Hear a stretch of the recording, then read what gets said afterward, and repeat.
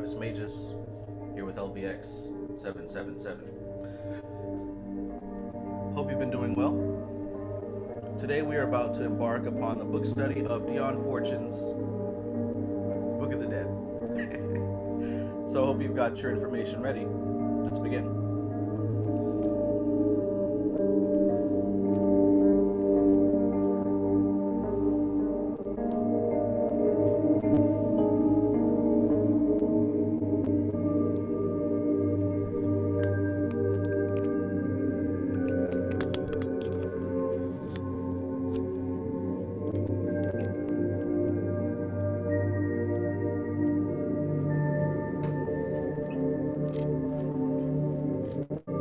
Goodness gracious.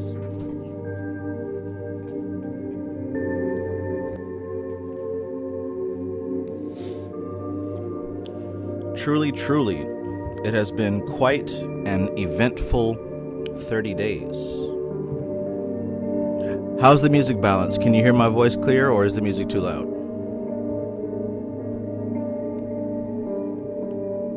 We got the original season 1 Travis Magus theme music playing. I haven't whipped this out in years.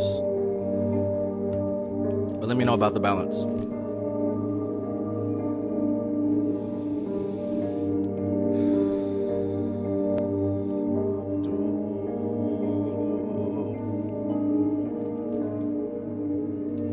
All right. Seems affirmative. Seems like the balance is good. Peace, peace, peace and love to all my favorite people in the entire universe. Don Me, peace and greetings. Occult topics with the professor. God bless you, my brother.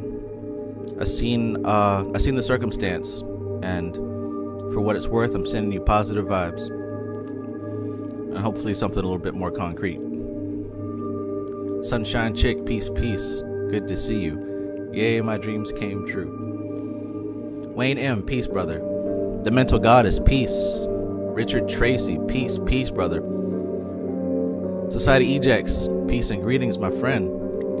Lance Benefield, greetings, greetings. I seen you last night on Brother Panic's video.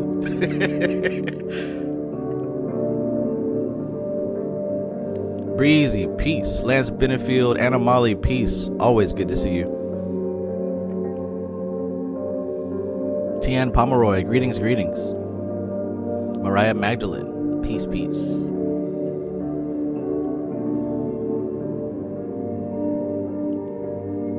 Dreamwise, great to see you, brother. Hope you're doing well.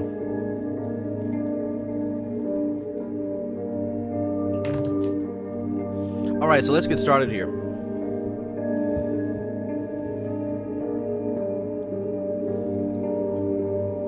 I'd have to say death has been a pretty interesting topic lately. See, the thing about shadow work is, many of you know, it is something that isn't quite finished. You get better at it for sure. But the things that exist that set us off are always there. We just get better at handling them. And I tell you what, this air sign has had a hard time during this Cancer season. Sheesh. A lot of emotional stuff came up. I think last time I spoke with you guys live was an entire month ago. Yeah, because it was the day before my birthday. God damn. But we're about out of it, so everything's good. Anyways, death has been a big topic on my mind for the past 30 days entirely. And this book was actually recommended to me by Society Ejects like 2 years ago. I don't want to give all your business or anything like that, but there was a certain situation that he had a lot of questions about death, and he actually recommended this book to me, and I never read it. You know, it just kind of sat on my shelf. I bought it right away based on what he told me about it, but I think now is the perfect time to get into this, and I hope that those of you who do love and care about someone who has passed away may find something here that can help you. Can't really make it any more fancy. Well, yeah, he says it's cool. Well, yeah, he had a situation where, his mother passed. And, you know, with his mother being a very devout Christian, I mean, long story short, he had a lot of questions about death and what happens. And there were circumstances where he still felt her presence. You know, he had contacts with her through his dreams and whatnot. And I think that those of us who work with magic, who work with any type of energy, and who know about life beyond death, if we have somebody that we love that passes, we want to know if there's something that we can do to help. Just put it out there. No matter how illogical or weird it sounds, we all want to know that there's something that we can do to assist them. So he recommended this book to me, and I think that this book does have information that can help us with that. So that's my intro. That's my shout out to the person who recommended this book to me. And let's begin.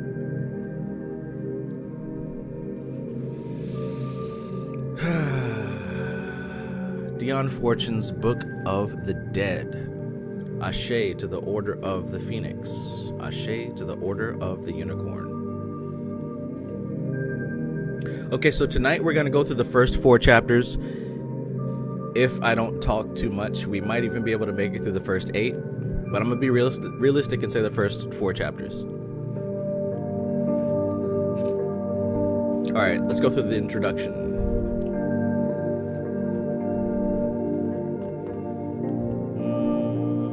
Peace, David Goodlow. Laya 369, peace.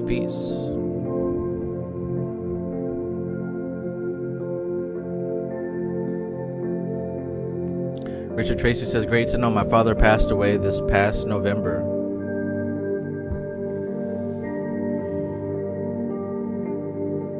I hope that you're handling that well. Lance Benefield says, what about the fear of death? Have some past life trauma from the witch hunt times. Yeah. And the more you get into this occult stuff, see, here's the thing with dealing with spirituality. Before you come into this, you're afraid of demons, you're afraid of monsters, and you're afraid of the unknown. But then you start learning more and more about the unknown, about spirits and whatnot. And the fear transitions from the unknown to yourself. Like, I don't know about y'all, but I'm not scared of demons anymore. I'm not scared of witches and warlocks and sorcerers and the devil, because I understand that those are conceptual things, right? That's not something I have to worry about. Those are ideas. What I have to worry about is myself. What are my flaws? What are my insecurities? What are my pain points? What are my triggers? Those are the things that I'm afraid of. Did I heal everything? Did I solve everything? Right? Because from what I've studied from the yogic texts, the most ancient texts, when you pass, what do you think's running through your head? Man, I wish I could have. I should have, right? That's not demons. That's you. And when you start dwelling and focusing on, oh, I should have done this. I could have done this. Oh, I wish I did this. All that is leaving an energetic reverberation throughout your cosmic body. Ain't no demons with no pitchforks. You're torturing yourself. Cause leads to effect, right? Right now you're in a physical body in the 3rd dimension. So this process of manifestation moves very slowly, right? You can be depressed for 30 days all through Cancer season, and it won't quite break your journey. But imagine doing that when you don't have a body and you are pure energy. You're a point of consciousness and pure energy. And they're sitting here dwelling on, damn, I should have. I wish I would have. What do you think's going to happen? I'm not afraid of no damn demons. I'm trying to get myself right. But again, for the 3rd time, let's get started. Introduction. Dion Fortune originally published this book as Through the Gates of Death in 1930. In the 70 odd years since Dion Fortune's first book came out, attitudes toward death have changed considerably and not at all. Much has been written about the meaning and ritual practices of death. We tend to know more medically and spiritually about it, but by and large, we still leave death up to the experts, the death of loved ones as well as our own. In her 1963 expose, The American Way of Death, Jessica Mitford charged the North American death care industry with preying on the grief, guilt, remorse, and confusion of the newly bereaved through the production of lavish sham rituals, where the trappings of gracious living are transformed, as in a nightmare, into the trappings of gracious dying. Coffins became sleep chambers. Hearses are coaches. Flowers are the floral tributes. Corpses are loved ones. Cremated ashes are cremains. Grief therapy is provided for, and the psychological importance of the memory picture, the last glimpse of the deceased in an open casket, is stressed. No law required embalming. The purpose of embalming is to make the corpse presentable for viewing in a suitably costly container. Wow. That was 1963. 60 years ago, and shit ain't changed. 60 years ago. But I guess we could say that's when it started.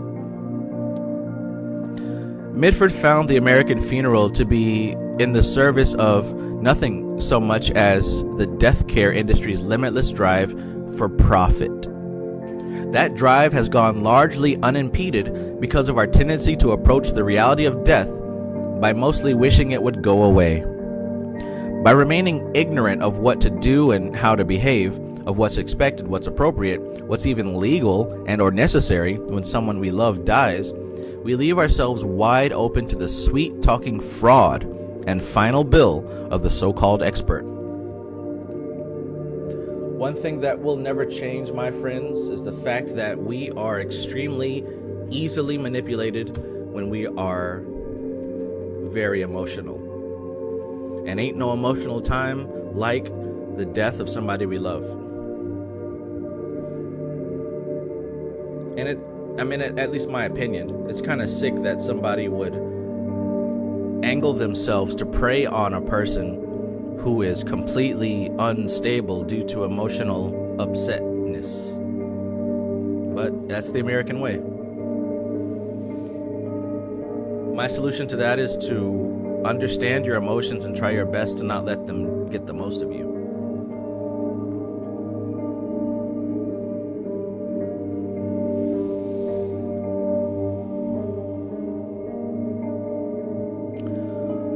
We let them handle it because we do not want to face it. Mitford's book resulted in legislation getting passed and certain practices being shaved back by funeral sellers. But 35 years later, The American Way of Death Revisited, Mitford reported that a simple cremation can now cost you $1,000, and that the death care industry is securely in the hands of multinational corporations, because we still do not want to face it. Psychiatrist Elizabeth Kubler-Ross took on the death taboo with a book she wrote in defiance of what she recognized as our widespread denial of death. And on Death and Dying, she interviewed hundreds of patients diagnosed with terminal diseases. This was in the 60s, when the truth about patients' diagnoses were still routinely being kept from both patients and their families. She asked why this was so. Was it for the mental well-being of the patient, of the family, or because some doctors had problems of their own with the realities of death? We are all terminal. It's just a matter of timing, goes the joke. Life ends. We know that. But what happens next? Theories vary. Western religions teach of an afterlife, heaven, purgatory, hell. Eastern religions have another take. Near the end of the 70s, when Kubler-Ross got interested in mysticism and spirituality, she came to wonder out loud if death existed at all. If maybe the dying didn't simply pass from one world to another. At about that time, Raymond Moody Jr. published Life After Life, an exploration of the similarities he found in the stories of those who died and came back. According to Moody, the accounts of near-death experiences all share at least 12 out of 15 elements: the noise, the tunnel, the others, a being of light, a life review, a crossing of the border or the line or the limit or the door or the ditch, after which there is no turning back. The commonality of these and 9 other features led to the coinage of a New Age acronym, NDE, which, mistakenly or not, has come to stand for the promise of a continuity of consciousness from life into death. That's really interesting. We like to think of a lot of this New Age stuff as being like extremely modern, but if you know who Dion Fortune is, she hasn't been alive for a very long time. So this near-death experience stuff, this life after death, people who came back after dying, this information has been around for a long time. Even though they started recording this in the early 40s, 50s, 60s, best believe that they weren't the first. They were not the first. So why is it that these people who have these near-death experiences continue to see the same things? Anunaga says, facts. You don't remember being born or how your dreams begin. That's true. That's true. That's one thing I like to think about. You realize that you're dreaming, but you don't realize that you fell asleep. And let's keep it real. You realize that you're awake in the morning. You don't realize when you woke up.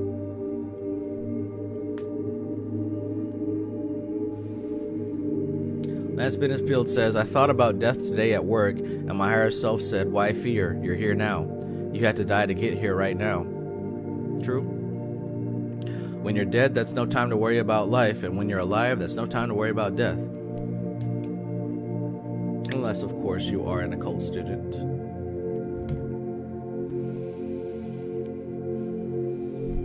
Oh yeah, of course, we're on YouTube, so hit the like button if you haven't hit it already. There are about twice as many people here than there are likes. So that means half of you are watching and listening and did not hit that like button. Go ahead and hit it right now.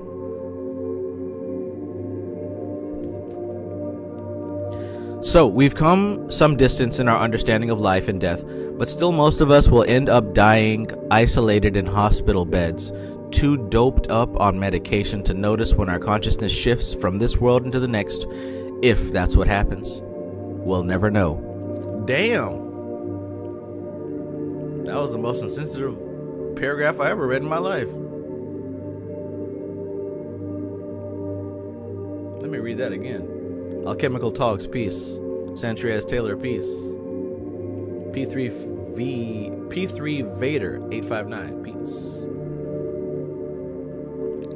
Dami, peace.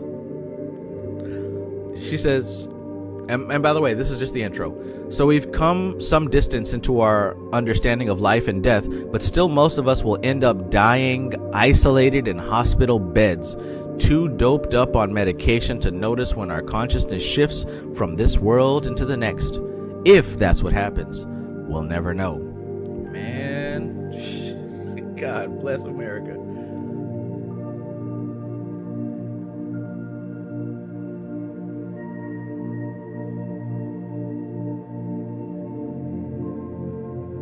Dan Pomeroy says, I had a near-death experience, choking when I was 9. I lost my breath and felt euphoric and floated over my body. I can see why a lot of people die. We choose that, LOL. Not sure if it stays euphoric.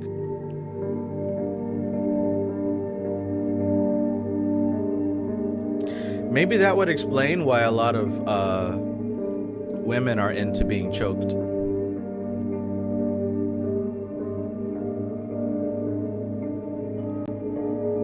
Or maybe not. Maybe not. Why? Because we still leave death up to the so-called experts. Why? Because we're afraid. Is there anything to be afraid of? Dion Fortune says no. In fact, she says that to become aware of what happens at death is not only an opportunity to improve the transition for ourselves and for our loved ones, it is the responsibility of the living to the dying at the time of death to understand the process the soul is going through in order to help. How can we know to help? How can we know how to help if we don't know what they're going through? Why, if we know what they're going through, would we not want to help? There's nothing to be afraid of. It's that simple. Dion Fortune's Book of the Dead is a guidebook as surely as the Egyptian Book of the Dead or the Tibetan Book of the Dead. Its purpose is the same. Let me know in the chat how many people have either the Tibetan Book of the Dead or the Egyptian Book of the Dead. I know Bobby Hammett talked a whole lot about the Egyptian Book of the Dead, and a lot of people have talked to me about the Tibetan Book of the Dead. We have the Tibetan Book of the Dead. My cousin's been studying it, but I haven't really looked into it. Let me know in the chat who has those books. Richard Tracy says I have both books. Tian Pomeroy says I have Egyptian. The Mental Goddess says I have the Egyptian. Society Eject says I have that book too. Which one? Framestar Films, he's not here right now, but he recommended me a film that was actually based on the Tibetan Book of the Dead. It's about a person who dies and they go through all the stages. It was pretty damn intense, I'll tell you that. I think it was called The Void or something like that. I'll have to look it up. But it was more of an experimental artsy kind of movie where this dude actually dies and you watch him go from a floating soul to the afterlife. It was done really well, I would have to say, because the whole time you're confused, and I love that. The movie was Cognitive Dissonance. If he jumps in, then I'll ask him what the title of that movie was. There it is, Cloud 9, and I says Enter the Void. That's it. Yeah, that was a good movie. I had to go outside and think about life after that one. All right, let's continue.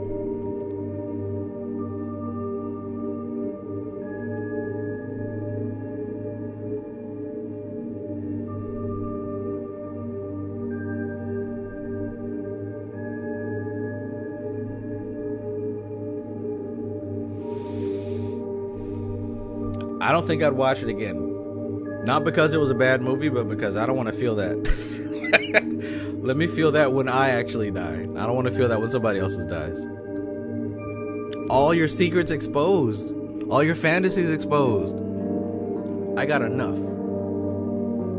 Alright, let's continue. For real though. Fortune shows how certain traditional customs connected with the passing of a soul have their roots in what she calls psychic fact. The custom of placing candles and fresh flowers in the death chamber as soon as the soul has departed, for instance, is based on the fact that there is a brief interregnum between the disanimation of the physical body and the withdrawal of the soul from the etheric double, during which the soul remains close to the physical body, gradually disentangling itself from the meshes of matter and reorienting itself to its new state.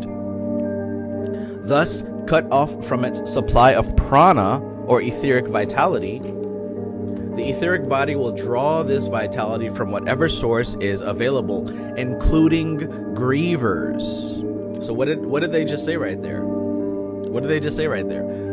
If you've watched my channel for more than a couple of days, you know that I talk about the physical body, the etheric body, the astral body, the mental body.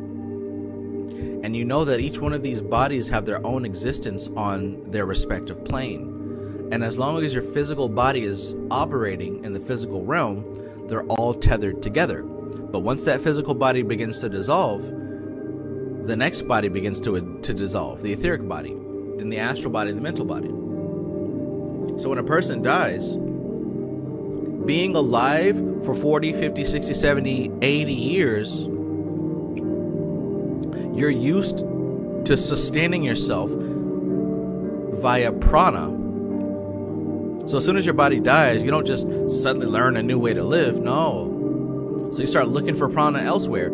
If your physical body was trained to eat food all your life, as soon as that physical body dies, your etheric double is about to start feeding on the people around you that are grieving and crying and mourning. This is why these people who are stuck in mourning begin to feel so drained, because they are feeding the same people that they're mourning. I know that doesn't sound very nice, but nature ain't nice. Have you seen what Komodo dragons and lions do to grass eaters? It's not nice, but it's also the way of the world. Now, does that mean that you can't grieve your loved ones? That's not what that means. But what that does mean is understand the process. There is a time to grieve, and there is a time to begin the process of moving forward. Right? There's a time to grieve, yes. Yes. There's also a time to start moving forward.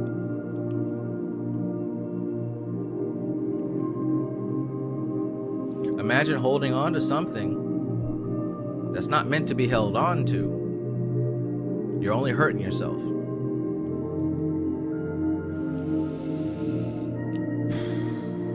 I wish there was a nicer way to say it. But even if you don't agree with me, let the evidence prove itself. Let the evidence prove itself.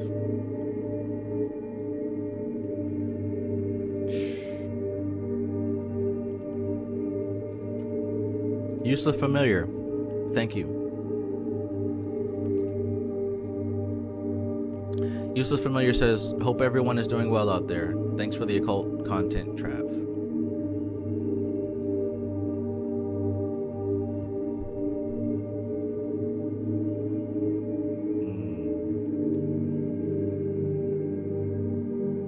Society Eject says, maybe the etheric double as the next book. Maybe. But you know that's going to take a long time. Like, if I did that book next, it would take the rest of the year. That's an investment right there. But I don't know. Maybe we could do it. I like these short ones. In and out. All right, we're almost done with the intro. So, loved ones in particular are susceptible to this form of depletion and can be drained dry in their ignorance. But the unguarded flame of a burning candle and a vase of fresh flowers in the room will supply enough etheric emanations to meet the needs of the etheric double. Stray Panther, peace. Peace. I saw you last night in Brother Panic's live stream as well. It is a simple thing to place flowers and candles in the room, and it makes the transition easier for everyone. Flowers aren't just floral tributes. They serve a purpose. Think of all the plastic roses strewn about our cemeteries, appearing to be standing for something we have long ago lost touch with. These are lies and testimony to our spiritual estrangement. Ultimately, the living have two tasks to perform. One, we must see to it that the dust returns to dust as swiftly and harmoniously as possible, giving rise to none of those happenings which may be termed the pathologies of death. Two, we ought to follow up the departing soul with the right kind of telepathic communication until it is safely established on the other side.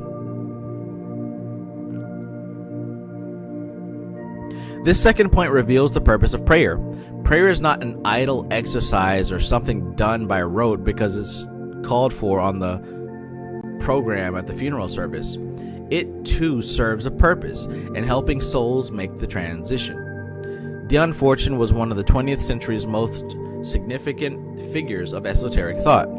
She was a prolific writer, a pioneer psychologist, and a powerful psychic. So, in a way, she is yet another expert. But what she does with her expertise in this book enables us to become experts at taking care of our loved ones and preparing for our own death. She grounds us in the truth of what death is. She steers our focus forward towards what is required of us given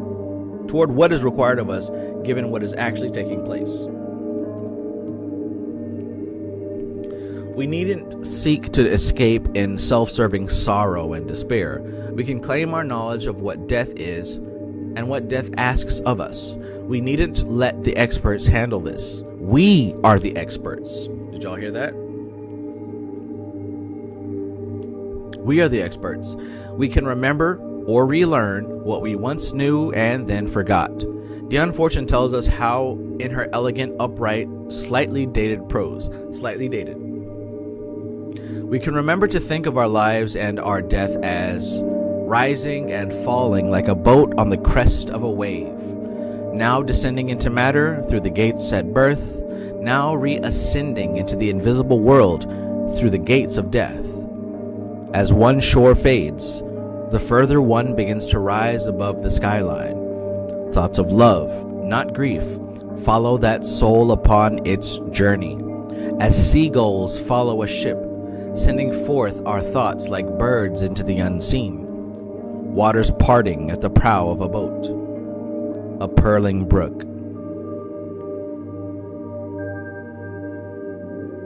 This volume is a treasure, full of wisdom and warmth and spiritual instruction.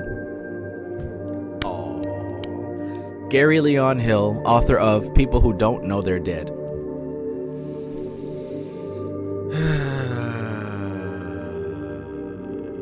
Wow. Okay. So that is to set the scene for this book. Are you excited? Are you ready? I had this book on my shelf for so long, and I always knew that I should read it, but something about recent events made me realize that I don't need to die without knowing what Dion Fortune has said about death.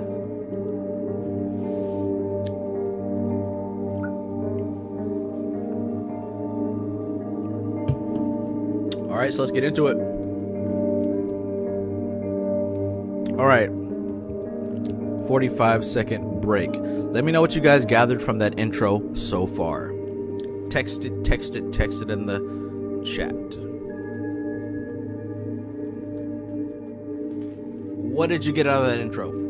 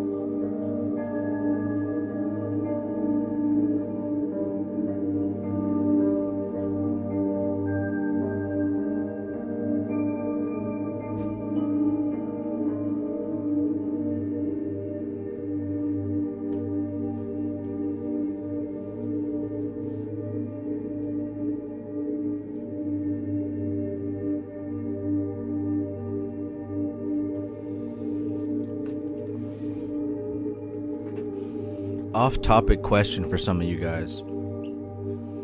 I mean, we commonly say all the time that time is always speeding up, you know, like, damn, today went by so fast, this week went by so fast. Last time I was live streaming was 30 days ago. Exactly. Does it feel like somehow, some way, time has sped up even more? Maybe that's just me. And I don't do much of anything, guys. Like, I wake up, I read, I edit videos, I meditate, I play Fortnite. That's about it. But what about you guys? Does it feel like life is going by even faster than before? Maybe I'm tripping. Like, I'll take that. I'll take that. If it's just me, I'll take that. But let me know if anybody else feels that way. I swear to God, it was June yesterday.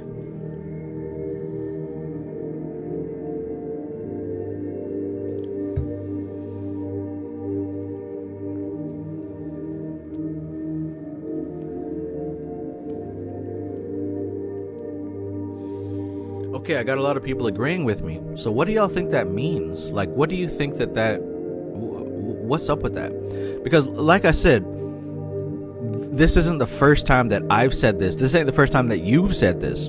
I think for the past 5 years, maybe even 10 years, time has been speeding up. How the hell could it have been gotten even faster now? Like, what's happening?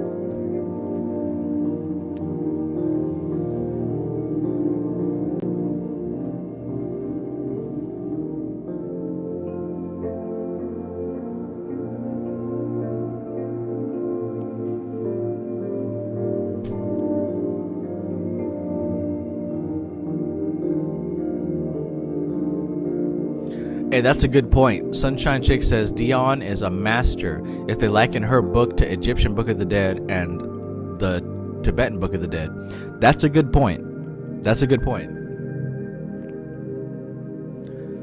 Whenever you see Dion Fortune, put some respect on her name. This is not your basic, average, baby witch TikTok. Nah. This is an OG of occultism. Hands down.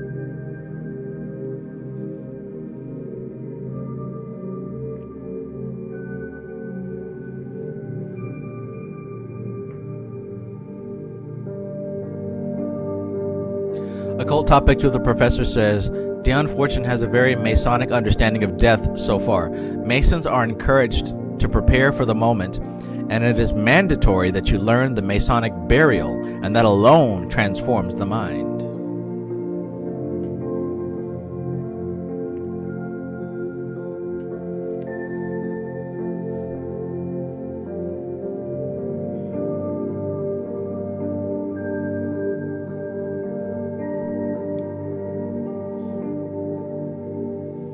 Lance Benefield says, Trav, I thought about death today and you come back with this book. We're on time. Yeah, death has been really heavy the past month. Like, I felt it, but I know it ain't just me. I know some of that stuff is coming from somebody else. I don't know who. But if you're a clairvoyant person, if you're an empath, you know what I mean. Like, sometimes you feel the energy of other people who are thinking about you at the same time. That's the one downside I think about being sensitive to energy, is that you pick up on the feelings of the people that you care about.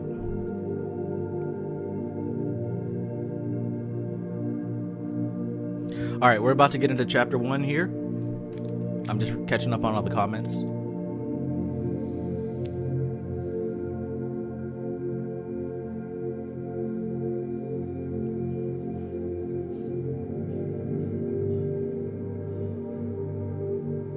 Oracle of Medusa says, I think that reality as we know it is crumbling. Well, that's kind of pleasant. I think maybe 20 years ago I'd have been afraid of that statement, but nowadays that brings a strange level of comfort.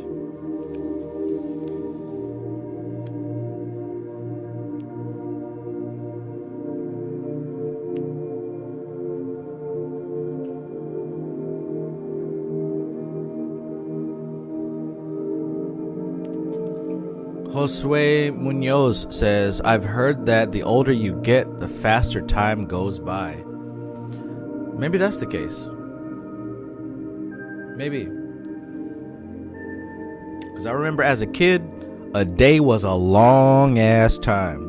I'm talking about morning. Morning was like a week long. Afternoon, right? You got to play until the street lights came on. Do you know how long that was? Video games, like, that actually used to take hours and hours. Playing with your friends, like, maybe you're right. Maybe.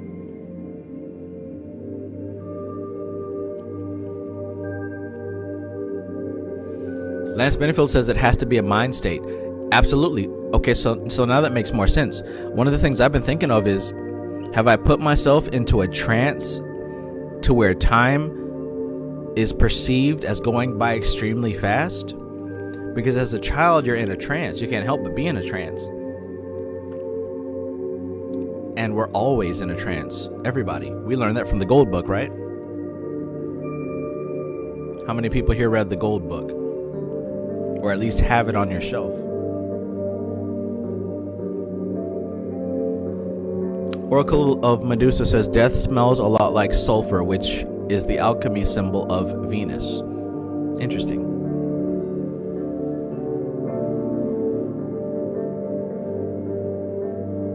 Oh no. Society Eject says my mom's best friend just died 3 days ago, and her sister told me she was screaming the whole way out. Sheesh.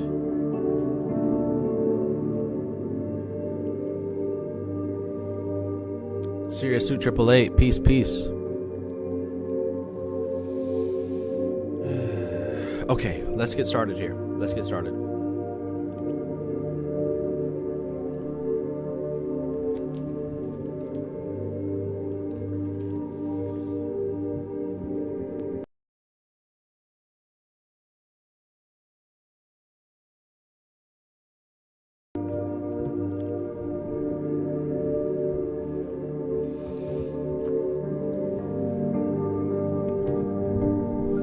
Mic check 1 2 1 2. Everything good?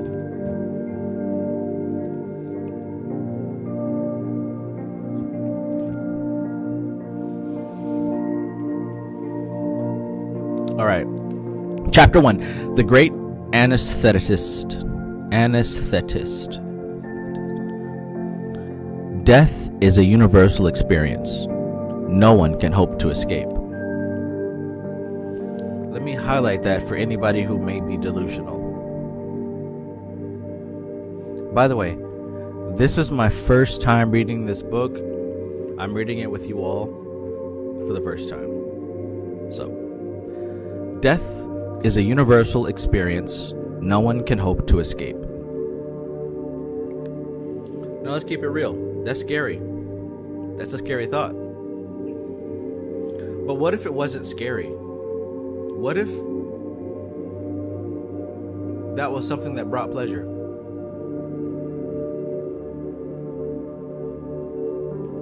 I ain't afraid of no ghost.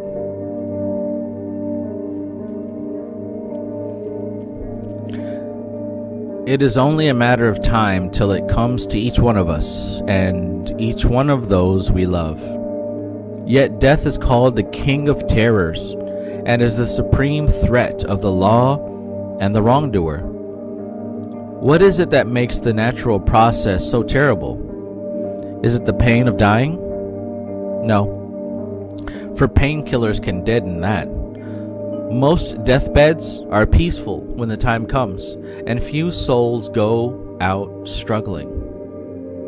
What then is it we fear in death, that it should be for us a thing of grief and dread? Firstly, we fear the unknown. For in that sleep of death, what dreams may come when we have shuffled of this mortal coil. Secondly, we dread the separation from those we love. These are the things which make death terrible. How differently should we set out to cross the threshold? Were our minds at rest on these 2 points? 2 points. Let's check that out. Fear of the unknown and the dreading of being separated from the people you love. Normal, natural, human, I get it. But what happens if you no longer fear the unknown and you don't have a connection to the people who you love and care about? That's when death stops being scary and starts being interesting. Again, maybe that's just me. Maybe somebody else knows what I'm talking about. I love my family, I love my friends, but at the same time, when I die, I'm not going to be clinging on to anybody. I'll tell you that. I love my son. I love my baby mama. I love my brothers. I love my family. I love all of them. I love y'all. But when it's time to go, not nary one of them finna hold me back.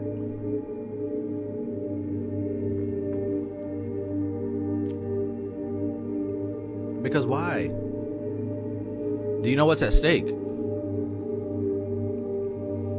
Big Gouda, peace. Big Gouda says, what's your thoughts on assemblage point? What is that? I don't know what that is.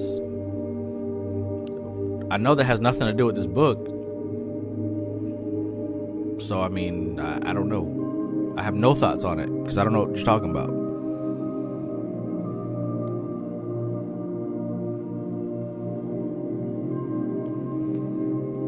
Mad Titan, peace. And thank you for your donation. Sunshine Chick says, trait of an air sign. I'm big on non-attachment. Yeah, I think that we got somewhat of an advantage on not being held down like that. Anyways, let's continue. It is recorded that the great gift of the Greek mysteries to their initiates was release from the fear of death. It is said that no initiate ever fears death. What was it that was taught in those secret rites that robbed death of its terrors? In the center of the Great Pyramid of Giza, there is an empty stone coffin. Egyptologists tell us that it was prepared for a pharaoh who never occupied it. It has also been said that there was a measure for corn. It was neither of these things, but the altar of the chamber of initiation. In it lay the candidate while his soul was set out upon the journey of death and recalled, and this constituted the supreme degree of the mysteries. After that experience, he never feared death again. He knew what it was. It was the knowledge guarded in the mysteries which I propose to reveal in these pages. Woo! Woo! Hold on now.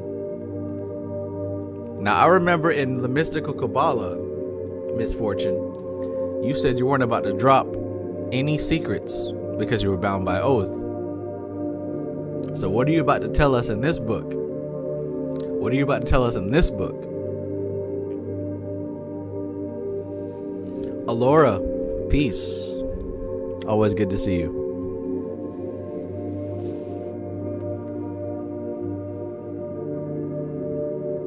Valis says, Eliphas Levi said a diaphanous imagination allows the power to resurrect the dead.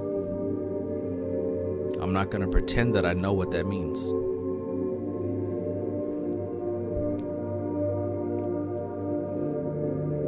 So, let's see what Miss Fortune is about to drop. Because in my experience, she has never disappointed.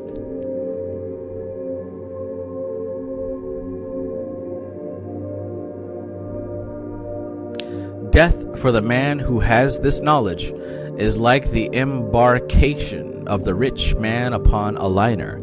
He is educated. He knows where he's going. He acquiesces in the journey, realizing its necessity and advantages. His knowledge and resources enable him to travel in comfort and safety. He can keep in touch with his friends at will and return to them when he desires. For him, there is no final and complete severance from his native land.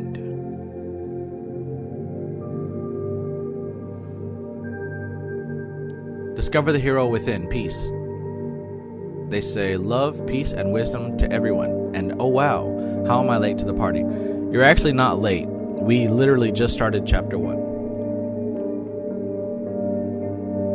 Alright, let's do it. Far otherwise is it with the poor peasant immigrant. Ignorant and helpless, the journey to him is a dangerous and hazardous undertaking, and the land of his sojourn may be filled with wild beasts and undermined with volcanic fires.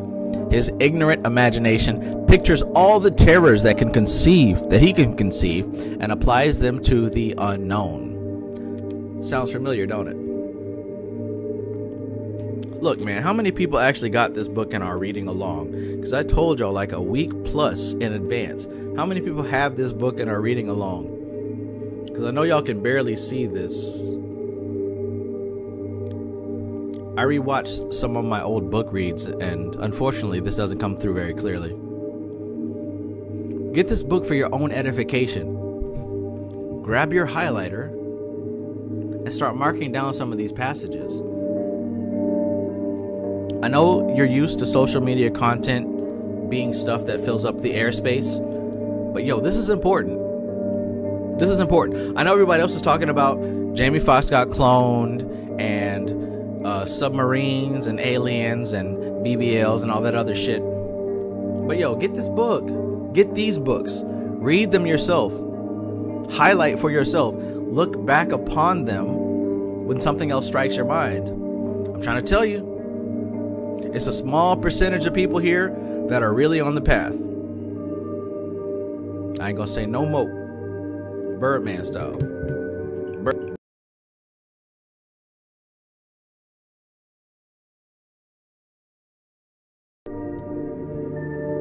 I'm here. What's happening? All right, back to it. Back to it.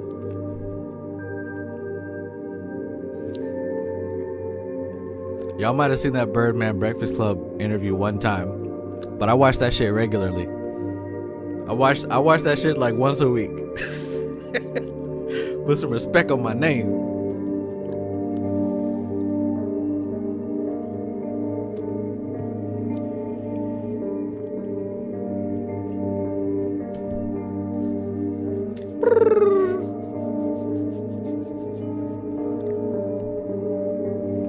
Pull up on Ross or Trick Daddy that way, I'm pulling up on you, nigga. All right. Enough. Let's continue.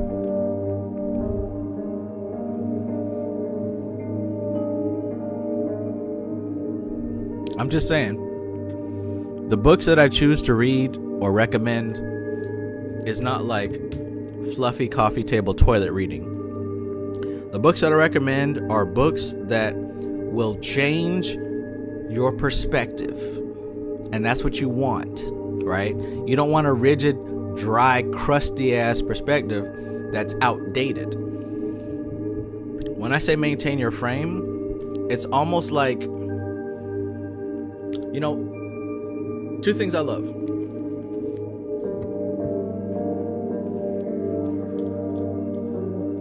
I love Alien, right? And I love the Venom symbiote. Well, 3. I also love Mega Man. Because these things adapt. They adapt to their circumstances. They adapt to their surroundings. And they utilize what they adapt and make it better. My spiritual path is the same way. I'm not about to sit up here and fight and debate. I'm going to take what you say that's correct and apply it to myself. These types of books that I recommend have information that you can take and adapt. Garrett Patterson says chaos. Exactly. And you want to know what chaos is?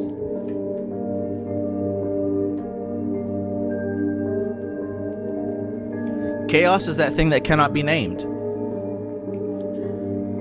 There's roughly 2 kinds of people here. There is a certain type of people who go with the flow, who do what is necessary to be done. And then you have another type of person who has to categorize and label and add structure to everything because they cannot flow without a blueprint. So to them, someone who flows without a blueprint is considered chaos because it's unpredictable. But here's the thing. I don't need to predict tomorrow. I just need to understand the current. If I understand the current, I'm good. But to try to predict the current, that's when you set yourself up to get beat up. So when I think of chaos, I think of the flow of nature. See, even Prakriti doesn't go according to rules. Mother Nature doesn't go according to rules. Anyway, back to this.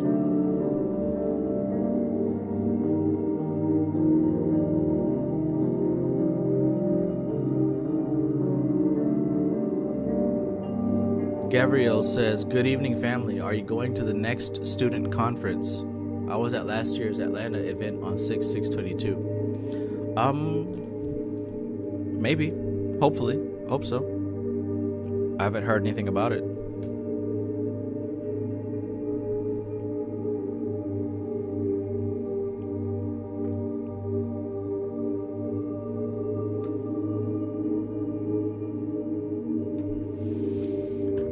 I know this ain't everybody, but for those of you who are into this magic and you legit are just trying to figure it out and you're going off of what other people told you, it's not about learning a categorization system. It's about understanding the different elements of this recipe. So when it's time to make lasagna, you know what goes in lasagna. When it's time to make chicken and waffles, you know what goes into that recipe. You know when it's time to make eggplant parmesan, you know what goes in that recipe. And the important thing is figuring out what time is it to make what recipe. And here's the thing. You don't figure it out until it happens. When they say go with the flow, that's what we're talking about. This is why divination is such an important tool. Because divination allows you to read the temperature, to read the weather. Right? The weatherman on the news is using these same labels. That's why they can only say 80% chance, 60% chance.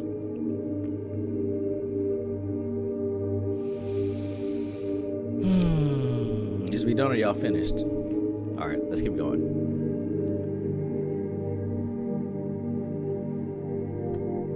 Jeez Louise.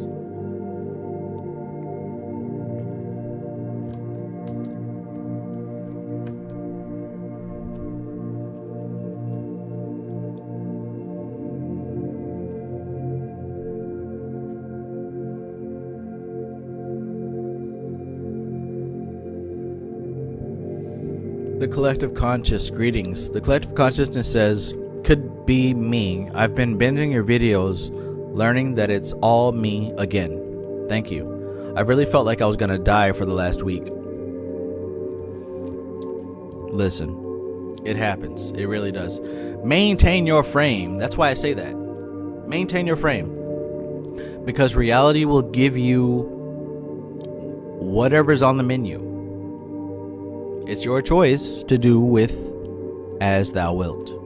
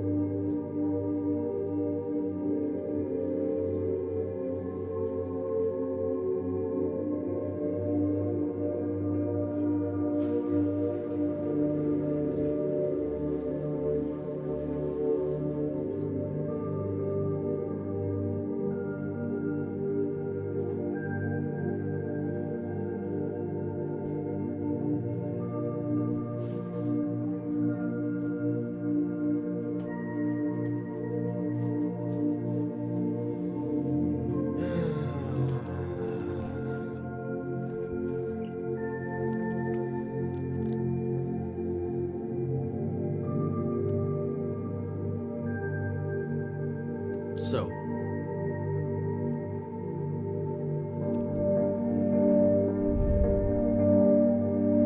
far otherwise is it with the poor peasant immigrant. Ignorant and helpless, the journey to him is a dangerous and hazardous undertaking, and the land of his sojourn may be filled with wild beasts or undermined with volcanic fires.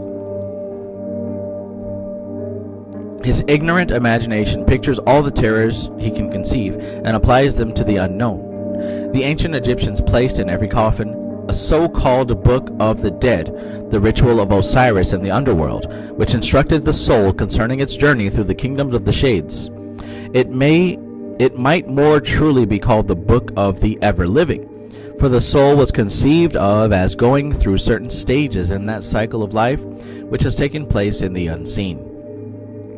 It would be well for us, were we taught from our earliest years, to think of our lives as rising and falling like a boat on the crest of the wave, and now descending into matter through the gates of birth, now reascending to the invisible world through the gates of death, ever and anon to return again and withdraw again to the rhythmical cycle, tide of the evolving life.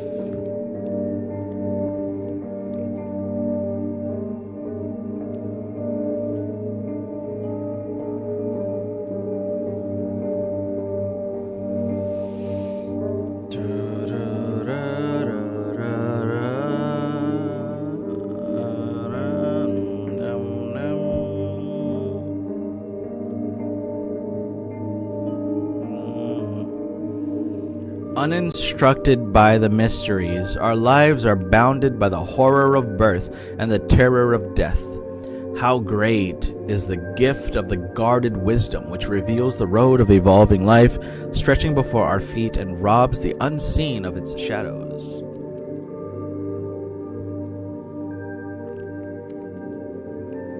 Let us cease to think of death as the fury with the abhorred shears, and conceive of it as the great anesthetist bidden by the mercy of God to cause a deep sleep to fall upon us while the silver cord is loosed and the soul is set free. From that sleep we awake refreshed, with the problems of earth far behind us, like a young child's memories of the previous day, and embark upon a fresh phase of our existence. Well is it for us if our friends give us quittance and permit the soul to go to its own place. Ill is it for us if the grief of those who have left behind shadows that bright morning waking. Just as we feel that we might have the right to ask for tendance in our sickness from those who are kin to us, so should we feel that we have the right to ask for them fortitude in their bereavement. For it is their bereavement, not ours, whom do we grieve for when we mourn at a funeral.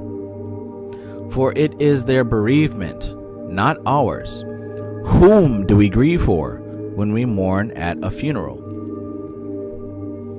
Good question. Who is it that we are mourning for when we grieve at a funeral?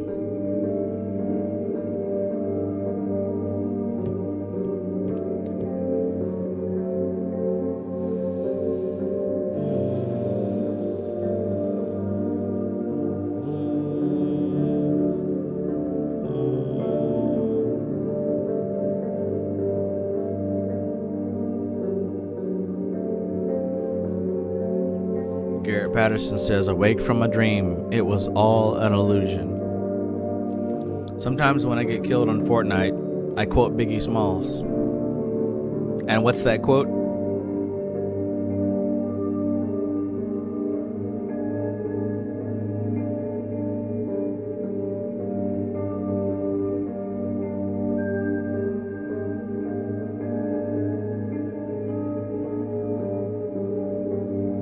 Peace, cosmic flow. It was all a dream.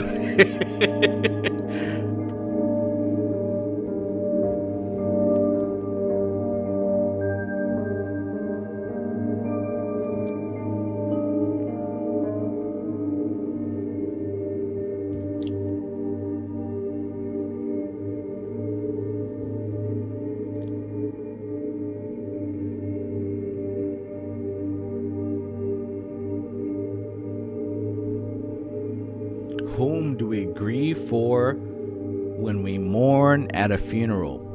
For the ever-living dead in their bright awakening, or for ourselves in our loneliness?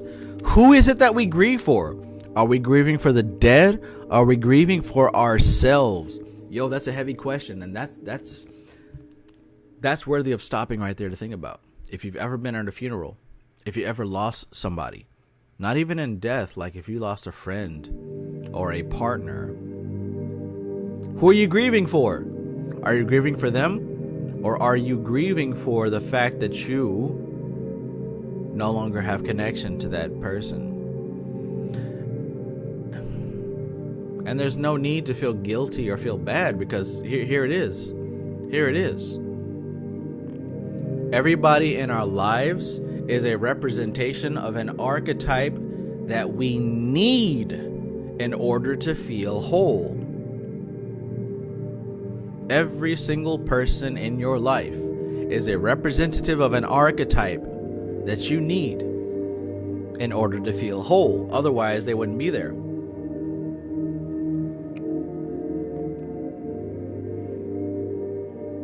In one of my favorite psychology books, NLP, I read a story that was pretty much summed up as this.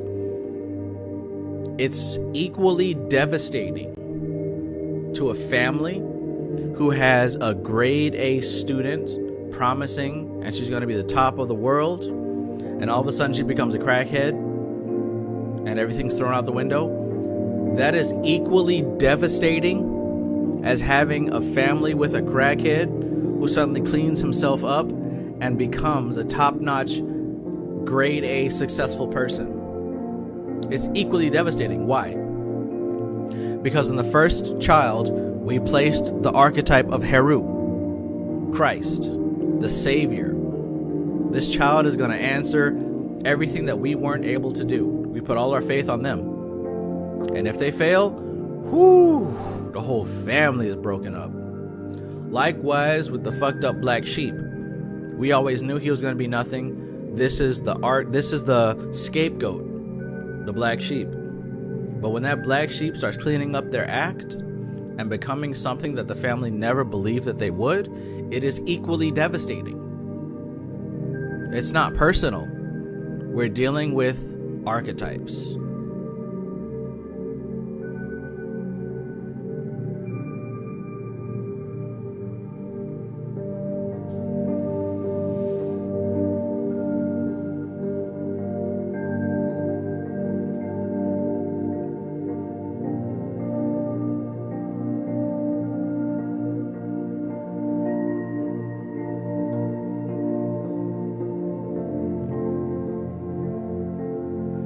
So thinking about, like, just like the sun has a Mercury, Venus, Earth, Mars, Jupiter, Saturn, Neptune, Uranus, Pluto, just like we have a constellation, the human mind has a constellation. You've got to have certain archetypes in place in order for you to function properly.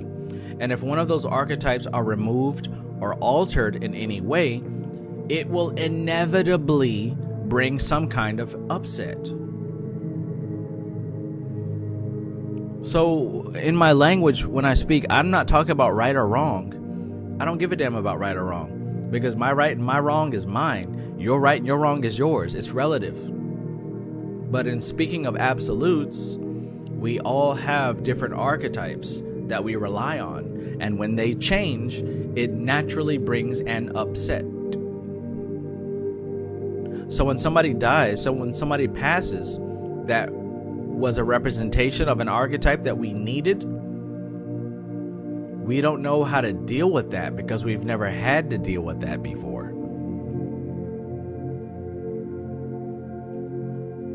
And this ain't even got to be with death. Like I said, this is also with the termination of relationships. Let's say you were involved with somebody for X number of years, then all of a sudden it ends.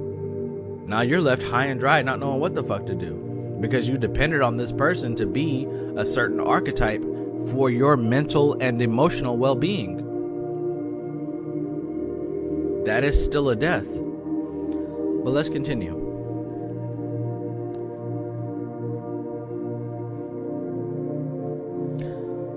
Assuredly we grieve for no one but ourselves, for it is well with the dead. They have gone to their own place and are at peace. It is those who are left behind who are suffering, not those who have gone before us into Galilee. And what shall we say concerning their suffering? That like all pain, it must be bravely borne, and especially so in this case, for its reverberations may affect others as well as ourselves, and be as a millstone about the neck of a soul that is seeking to rise up on the strong wings of an aspiration. Let thoughts of love, not grief, follow that soul upon its journey, as seagulls follow a ship. Let us bid him Godspeed and good cheer, and look forward to the reunion. For there is much we can do for the departed. Our work is not finished when the coffin is borne from the house, and we have put away the sad paraphernalia of illness. If they know more than we do of the ancient, guarded, secret wisdom, it may well be that they will return to comfort. They will return to comfort us and give us good counsel.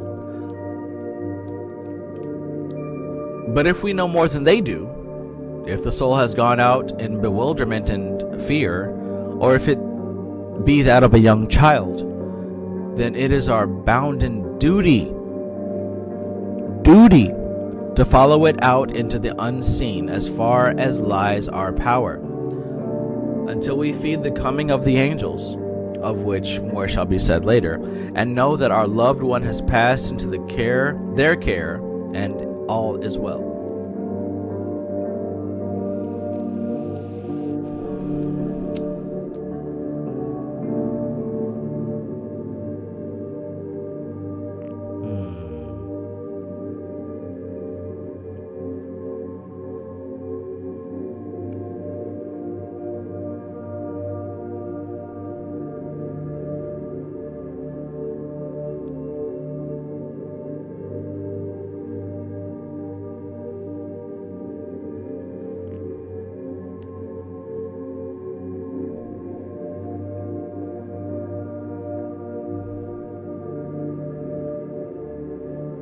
Aun El Rey, peace.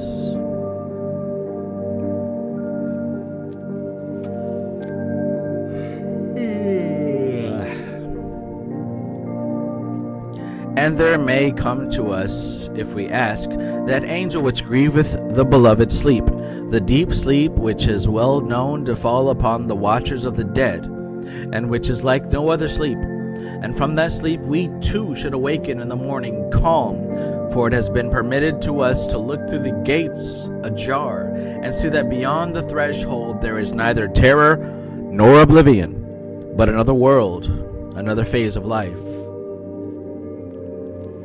Out of this sleep which the angel of death giveth to the beloved, there cometh security and assurance, for we have seen, even if we do not remember. Let us therefore, when the hour is over, ask of the great anesthetist the lesser mercy, that we may be tided over the first wrench of the separation, and be the better enabled to take up the burden of life, and do our duty to those loved ones that are left to us, depending upon us and needing us. And let us, above all things, never forget that in due course the dead will come back, and we never know when we shall see, looking out at us from the eyes of a little child, a soul we have known.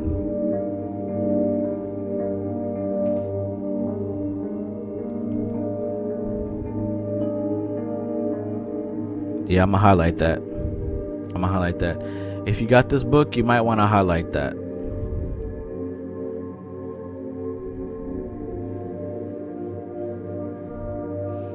And let us, above all things, never forget that in due course the dead will come back, and we never know when we shall see, looking out at us from the eyes of a little child, a soul we've known. Let us therefore, seeking expression for the love that now has no earthly outlet, turn it to the endeavor to make the world a better place, for the return of those we love. This service at least we can do them, that no repining of ours shall make bitter their journey, and that as far as lies in our power, the rough places of the world shall be made smooth against their return.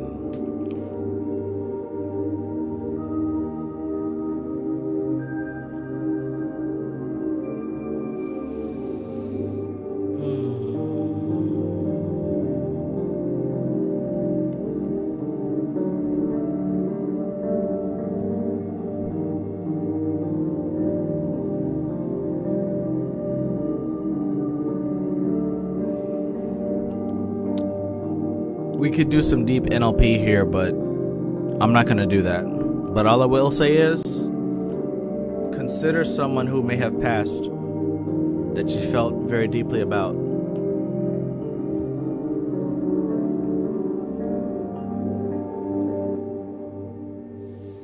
I won't go too much deeper than that.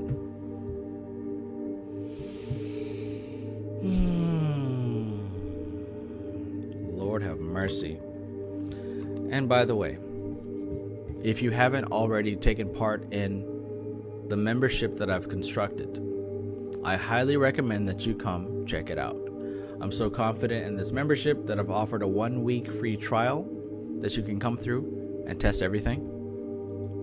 So with that being said, I'm going to post a link here in the chat. If you haven't seen it already, come through, check it out.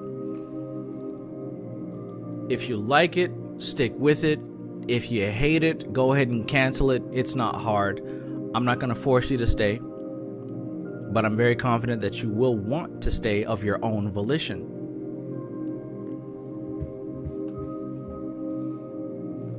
In this membership, I've got a couple of different programs to help you understand the different processes of magic, specifically understanding the chaos mind, understanding the subconscious mind, and putting together the foundational principles of the occult. Starting tomorrow, we are beginning the book study of Chaos Magic, Liber Null. So if you're a part of the membership already, lucky. Tomorrow we start with the study of Liber Null, which is this book. So get it if you don't have it.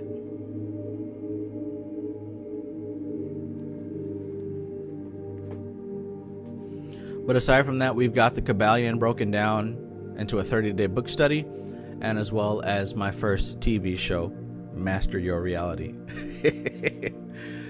But yeah, the links are posted here if this is something that you're interested in, if you're interested in learning magic at an accelerated pace. Otherwise, let's continue. Chapter 2, Crossing the Threshold.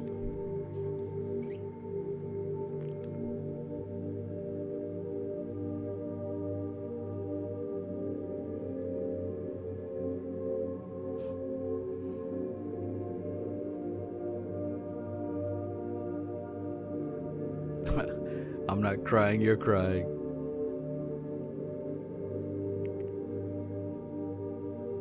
Okay, chapter 2. When all that medical science can do has been exhausted, those who stand in the death chamber awaiting the end are filled with an overwhelming sense of impotence. They have the desire to help, but the total inability to find any adequate practical expression thereof. The consolations of religion may comfort those to whom the spiritual life is a reality, but for many it is no more than a vague hope, and for some a negation. Have we anything to offer to these? Yes, we have. We can offer them knowledge. Knowledge derived from the experience of many, many souls who have crossed the great gulf and returned to tell us of their adventures. And also from the experiences of those others, fewer perhaps, but for us, more convincing, who can remember their past lives. In Europe, they are rarely to be met with among adults, but many children, before the shades of the prison house of the worldly things close about them, can give us memories of the past lives if we ask wisely. In the East, such memories are common, being the rule rather than the exception. This knowledge concerning the hidden life of the soul can not only give courage and comfort to the doubting, but can be the means of actively helping those who are passing over. We need no longer stand with empty hands at the bedside of the dying. Though our hands may find nothing more to do, our minds should be active, and we should be making ourselves ready to accompany our friends on the first stage of their journey. We can literally set them on their way as we would do with the parting guest. But before we can consider exactly what may be done for the departing, we must first understand the process of putting off the flesh. There are two kinds of death: natural death and violent death. And there are also two kinds of passing: the peaceful passing, which is normal, and the unpeaceful one, which is pathological. For dying is no less a natural process than being born, and has its norm and its pathologies. Natural death is that which takes place gradually, the soul loosening itself from the body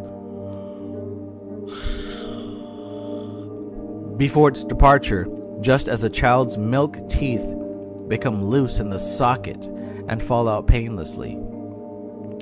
Violent death, however, is like the pulling of a tooth by the dentist. There is a wrench, a shock, and some bleeding and soreness. Normally, however, the great anesthetist gets in his work rapidly, and with the first opening line of the cleavage between soul and body, the greater sleep depends on us, and we know no more. Where, however, there is much fear of death, or a desperate clinging to life, the work of the great anesthetist is frustrated, and then are seen those terrible deathbeds when the soul goes out struggling. This should never take place, and need never take place where there is adequate knowledge of the processes of death and the after-death life. The dying man should surrender himself into the hands of the merciful angel with the same confidence and attitude that he would submit to the offices of the physician who is giving the anesthetic that is going to shield his consciousness from the work of the surgeon. As soon as the ether gets in its merciful work, the pain and fear will fade, and he will sleep for a while, knowing nothing. And so it is with death.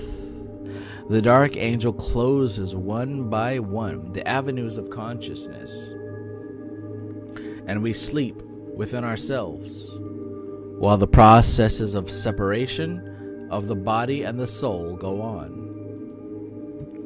When all is over, then we are freed from the body, and the angel will reopen the gates of awareness on a higher plane, and we shall live again, though in another dimension. We may find it difficult to realize the kind of life to which we shall open our eyes as the day dawns once more, but we may rest assured that when we awaken on the next life, it will appear to us as normal and as natural as the earth life to which we are accustomed, because we shall find that we are adapted to it. The soul that goes to meet death with understanding, invoking the merciful offices of the gray angel. I wonder who that is. Society ejects.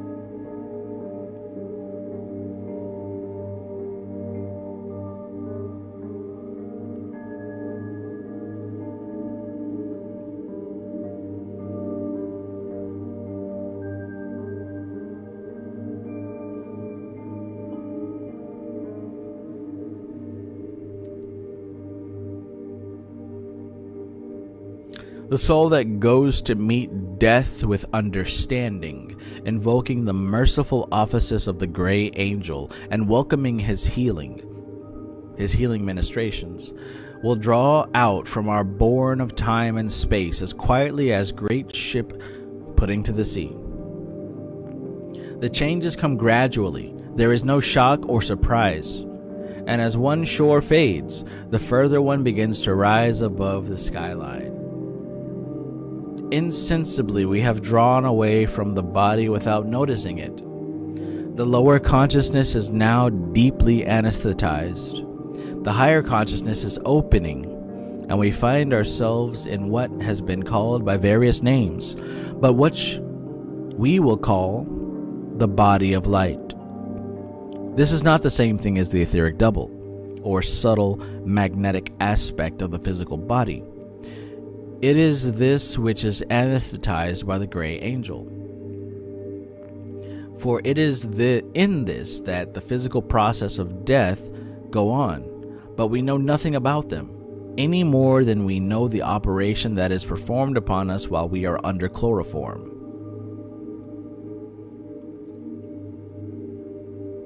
Kevros, SS God, peace. It is not everyone, however, who falls into deep sleep when passing through the gates of death. Souls with any degree of psychic development pass out in full consciousness.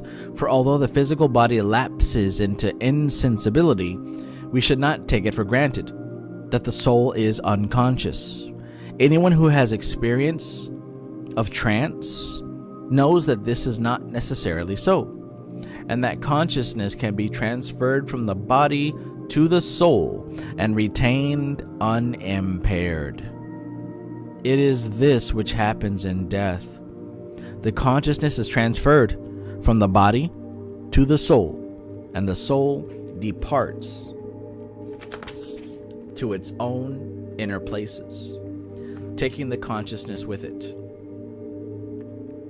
It may be wondered whether the soul will not be lonely and forlorn when it first arrives in the Haven world, but all who have returned to tell us about the pathway of death, and they are very many, agree that this is not the case. The Heaven world appears familiar to the newcomer, and for this reason, we are all accustomed to go there in sleep every night.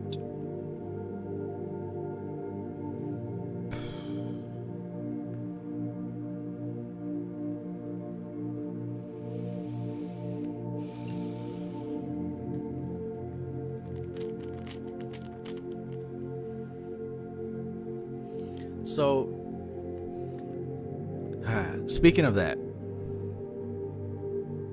I've been studying chaos magic a lot in the past couple of weeks, and some things are quite evident. The foundation of chaos magic or any type of magic are the same things as the foundation of yoga.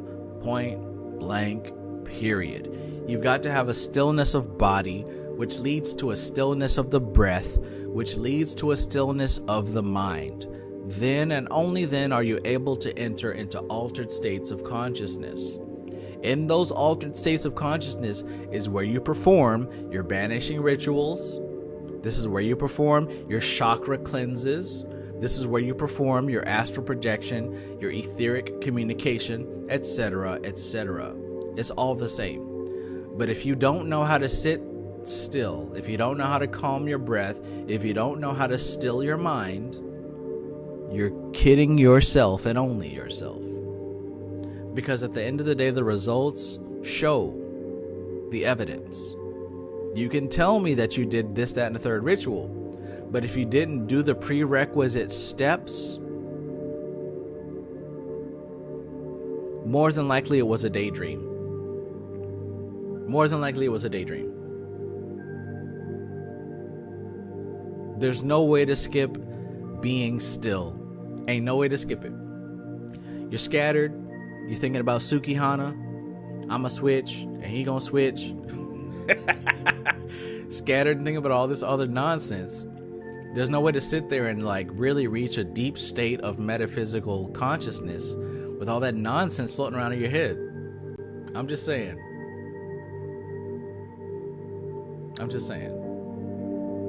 Kina, peace, my friend. Peace.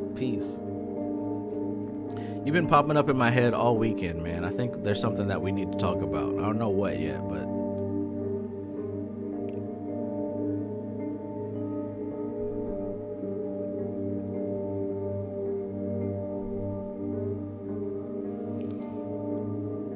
for most of us right now, and I know that my audience is my audience varies generally from beginners who are not afraid anymore to people who reached a certain level of mastery but don't know what to do next. Like that's generally my audience.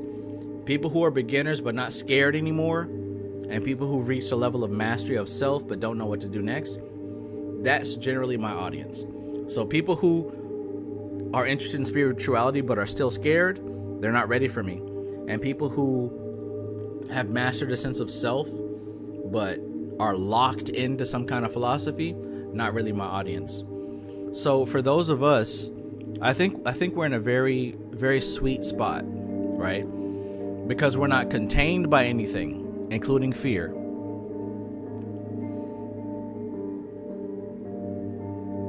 My suggestion is really pay attention to yourself. Like, there's no demons to learn about. There's no gods or angels to learn about that are more important than your own patterns. Because what I've learned is that every demon is a pattern. Every angel, every god is a pattern. But all of that is secondary to your own personal pattern. Pay attention to yourself. As soon as you wake up, what do? As soon as you wake up, what is that you want to do? And what do you allow yourself to do? Halfway through the day, what are you doing? At the end of the day, what are you doing? Acknowledge your patterns, observe yourself, figure yourself out.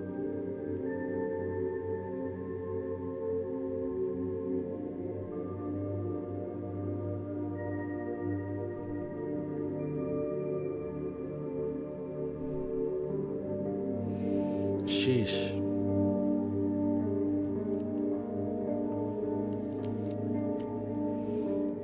The psychically developed person is at a great advantage when it comes to passing through the gates of death, for he goes over in full consciousness. He does not sleep the sleep of death. He merely loses consciousness at the physical plane while retaining all his faculties. Anyone who has ever experienced trance with retained memory or a lucid dream has died and risen again. And he will find that death is exactly the same. But although the heaven world will not prove too unfamiliar to us, seeming rather like the home of early childhood revisited, we are nevertheless not left comfortless.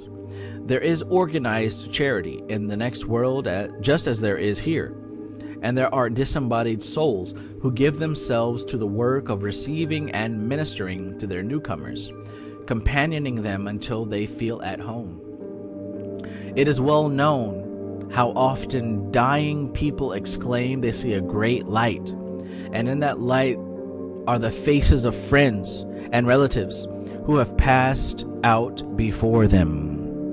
Whether there is a strong bond of love between souls on different sides of the gulf of death, those on the far side invariably come down to the shore to welcome the newcomer upon his arrival. It is a great thing to note that as the physical world recedes from us, the coast of the next world is rising above the horizon of consciousness, and on that shore will be awaiting our coming all those who have loved us and who have gone before us into the unseen.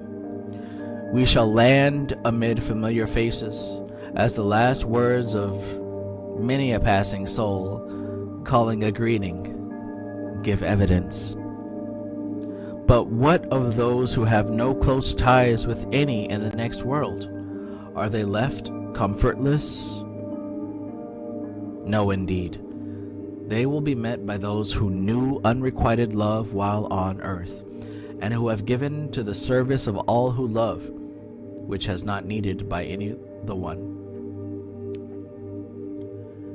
There come to meet the friendless ones, those who have in their own lives achieved the ideals, however dimly realized and rarely glimpsed, which appealed to each soul as the noblest goal of life, and by their help the soul goes forward to its lessons and its achievements.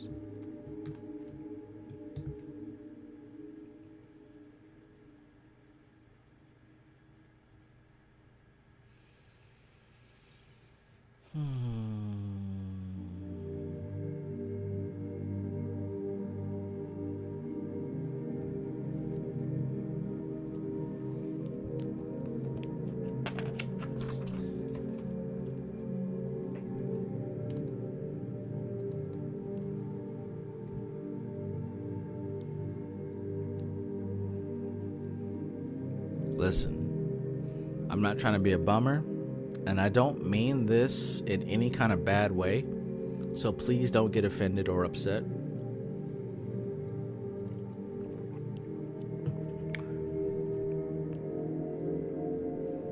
But we're all gonna die.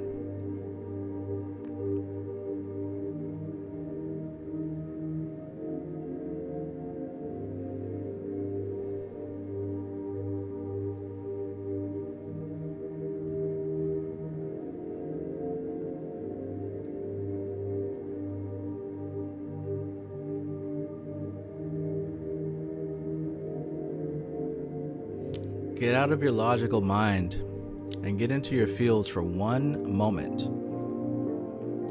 This is guaranteed. At some point, this physical body will be finished with its work. If I say, are you ready? Will you be ready? How I want to be in that number when the saints go marching in. What does it mean to be ready? You tell me, what does it mean to be ready? What does it mean to be ready? Let me know in the chat what you think in your words. Fuck what everybody else thinks.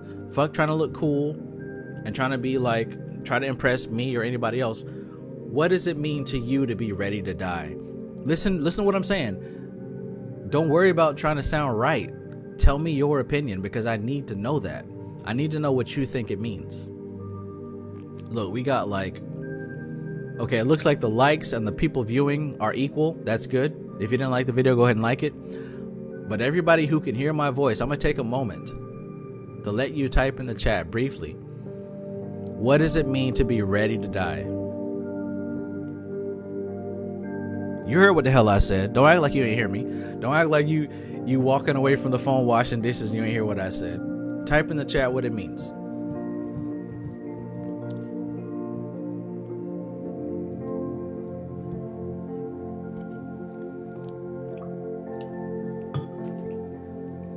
We're talking about death here, not because it's cool, because I think that there's something here that we all need to pay attention to. What does it mean to be ready?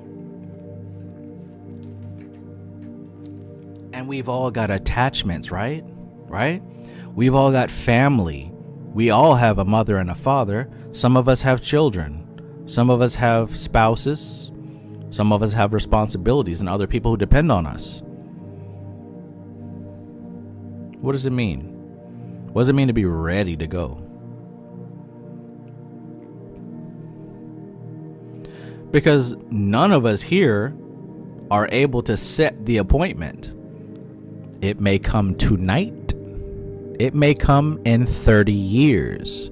You don't know. So what's happening? To reference Birdman one more time, I'm here. What's happening? I said it already. I did it already. What's happening?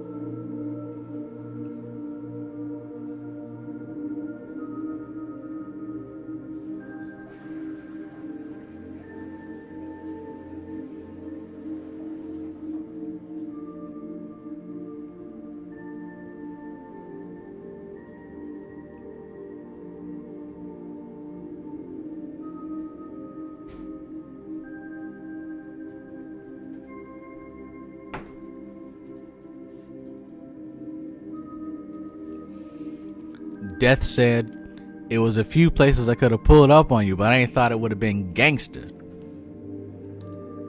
I would have look you in the face like a man.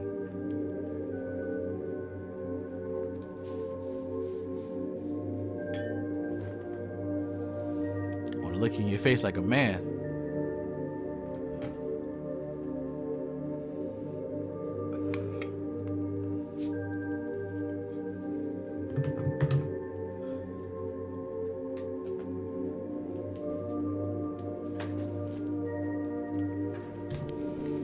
All right, and for the sake of time, I'm going to read some of the responses that I've gotten. Not everybody, but some of them. Indescribable G says, it's like Dream Yoga, Trav, one of the books you recommended. Practicing to keeping our consciousness even through deep sleep will be useful to transition from our conscious mind and the dream state. Good answer. Sunshine Chick says, when you are at complete peace with self. Yes, ma'am. The collective consciousness says, when it does not bother you anymore, when you can look at someone or something dead and say, oh. William Young says, I don't want to have any regrets. And my question to you is, what is it that you regret? My next question is, why do you regret it? And my third question is, what would it be like for you to not regret that anymore?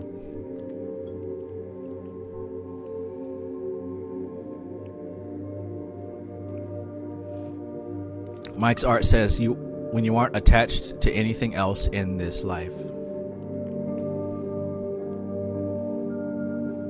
Kenna says, acceptance for the uncertain. For when the rug is pulled, which always is, you accept anything that approaches.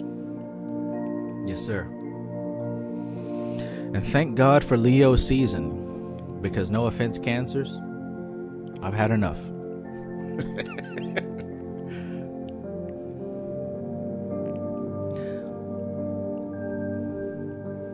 Cosmic Flow says, the silliest magic of it all, confusion. Make it work. Anna Molly says, 1, have no regrets. 2, did my best. 3, curious to see what's next. Then I'll be ready. My dear, do you have regrets? And did you do your best? And can you look in the mirror and say that, yes, I'm there?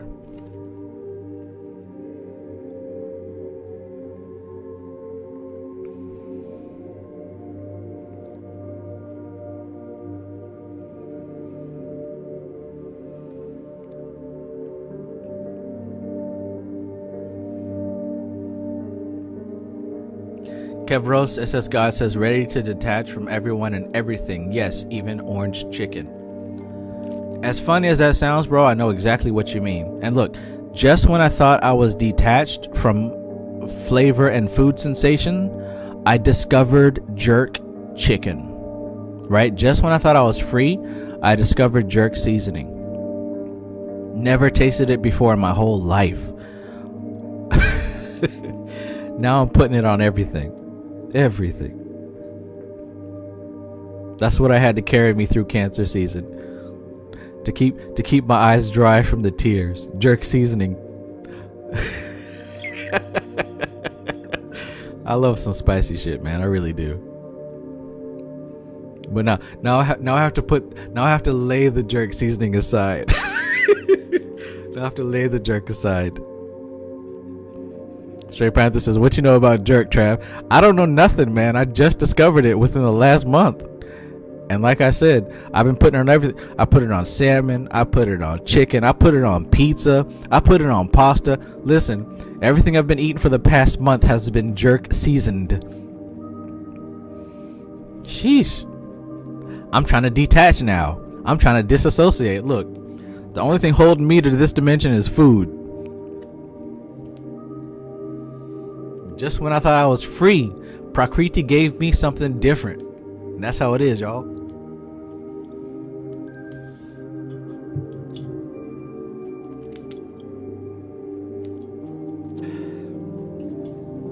I'm keeping it real. I'm trying to be honest. I know some of these other people y'all watch are perfect angels with no flaws. But let me tell you, I love to eat something.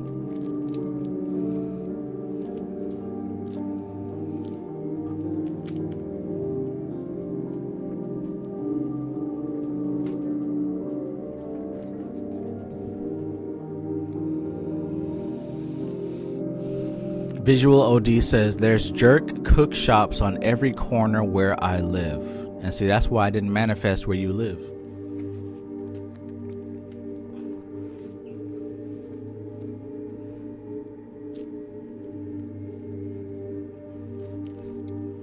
So y'all watching them folks that's talking about Antarctica and Jamie Foxx got cloned.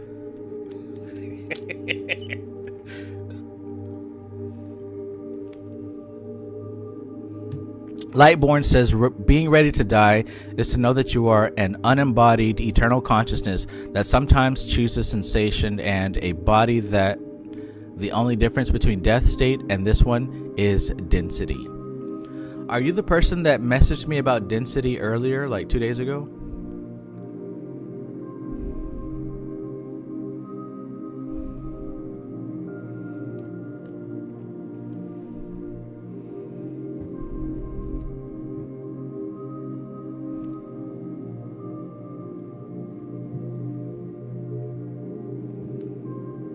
Cosmic Flow says, Trav be lying to y'all sometimes, and I be laughing.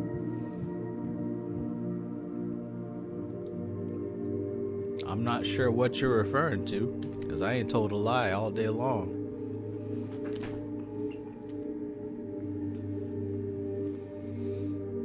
Straight Panther says, someone who has had numerous near-death experiences and close calls, I can say that a lot of it is the diminishing fear of death or how we die. Yes, sir. Did I ever tell you guys about that time that I accidentally stumbled across a secret redneck gathering in the woods, and that was supposed to be my last day? Whew. Never again. I've also been kidnapped by hillbillies in West Virginia.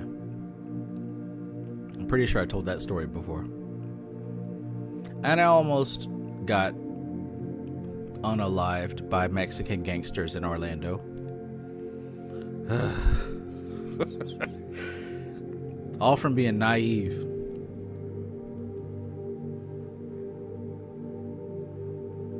Society Eject says, LOL bro, I really have a Reddit account just for food. Wow. Alright, let's get back to it here.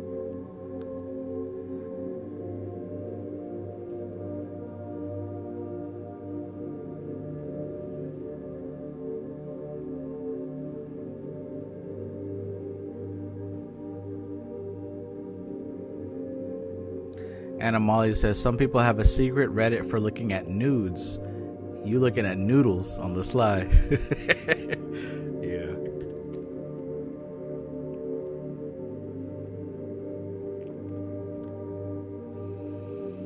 Society Eject says, I never heard a story.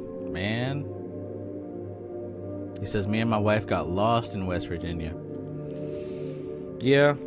Me, pretty much I was simping. I was in the Navy, and there was this girl who I really wanted to be with. Let me tell you how low I was at that time frame, right? I had a car. This was my first car that I actually bought, brand new, Volkswagen Passat. I loved it. It was blue, it was sparkly, it was beautiful. Heated seats, it had a moon roof.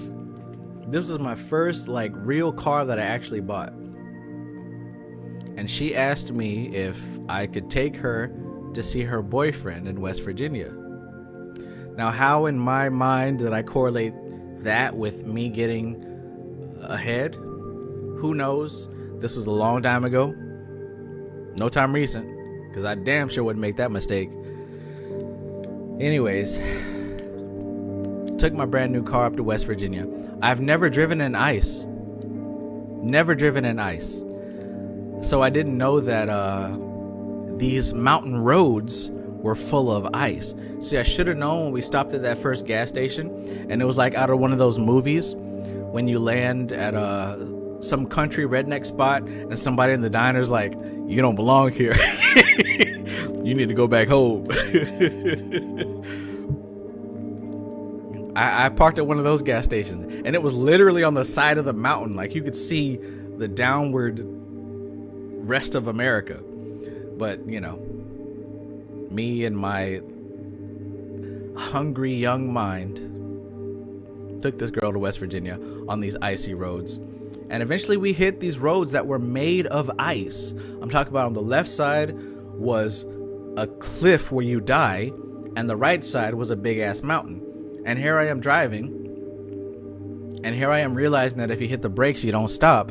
You just slide because the roads are made of ice. And I remember at one point I couldn't control the car, and here I am hurtling at full force towards a mountain. Skirt! Tail weaving left and right to and fro. And I remember on those last moments, I was saying to myself, Lord, please don't let me die. Not right now. I'm not ready to die. Not right now. I had like a brief moment to like say that prayer loud and clear. And next thing you know,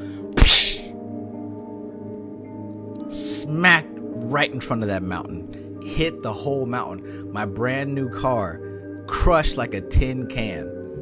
I had some bracelets on my hand. Every one of them bracelets popped. Like I remember that. And her in the back seat and her dude in the back seat weren't wearing a seatbelt. So they made it up front with me. Like I said, I was in the Navy at that time. So here we are with a fucked up vehicle on the side of a mountain late at night. And there's other things about the story that I can't really say on YouTube Live. But it was a very strange experience. And cars were passing by. Nobody stopped. I tried to like wave some people down. They didn't stop. But the girl, you know, she was blonde with big breasts. When she went out there and waved, somebody stopped. Now we thought it was a blessing, but it was actually a curse, because the people that stopped were some questionable folks.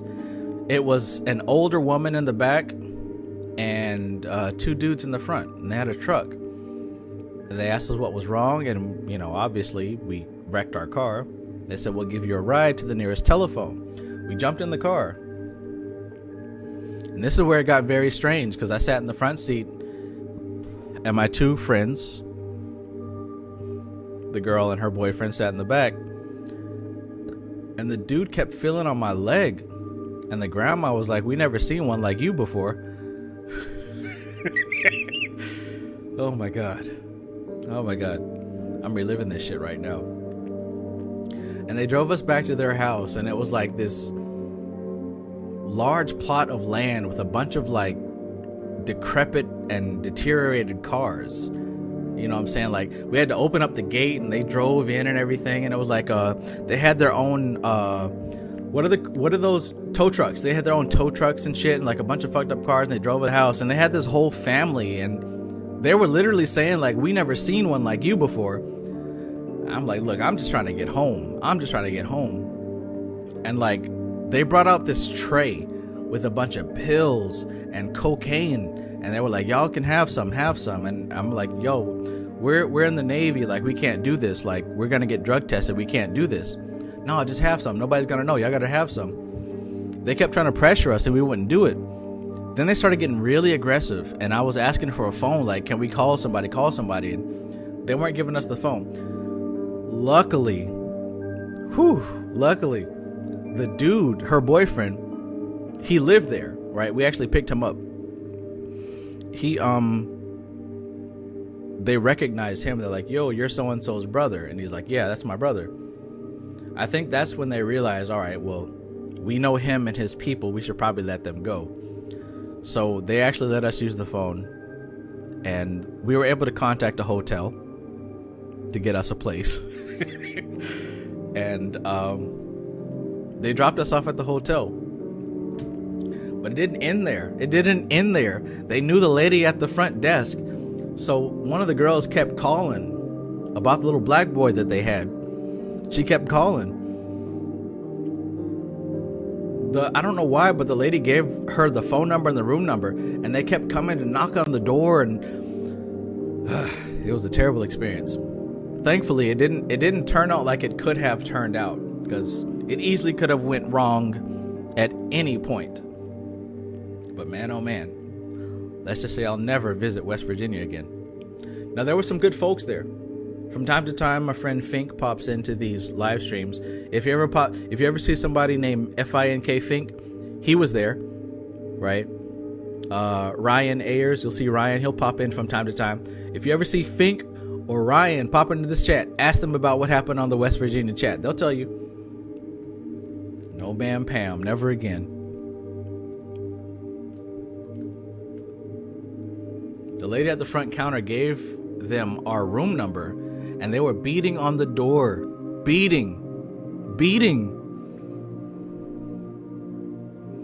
Society Eject says, you just gave me an idea for a short horror film. True story from Travis 777 LOL. Man.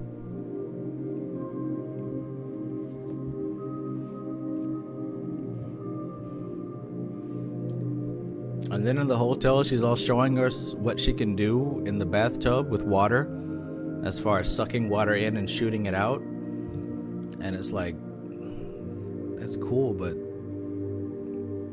I don't want to see that. I mean, I did want to see that, but not like this. Not under these circumstances. God bless America. I got a bunch of stories like that. Anyways, chapter 3. Helping or hindering the dead.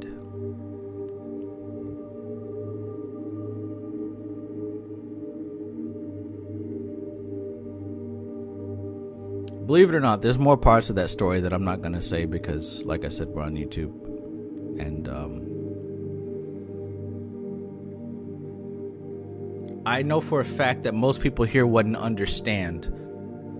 And Amali, you might get it. But I know that most people wouldn't understand the other parts of the story. Thankfully, nothing terrible happened. We all made it home. But, could have been much worse. All right, back to it. Back to it.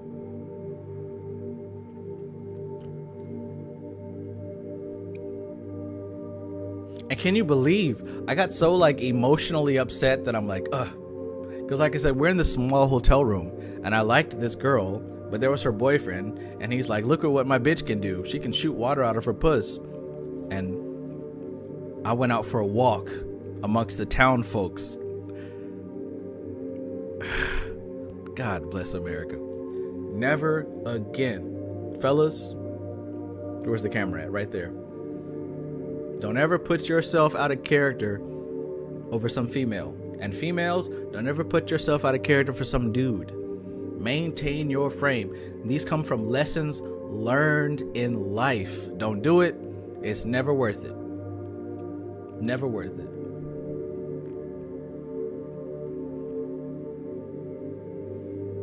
That girl had green stuff coming out. It was actually green. Trauma. Nope.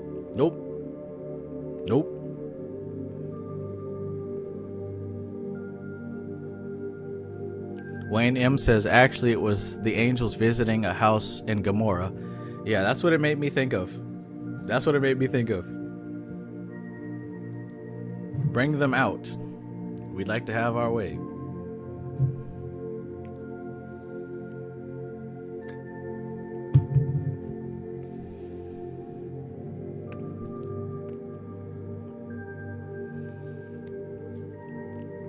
Have y'all ever seen something green come out of another human being?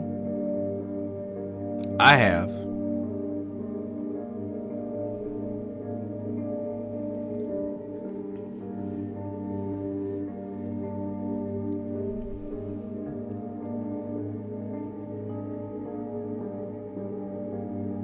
All right, back to it. Chapter 3, helping or hindering the dead.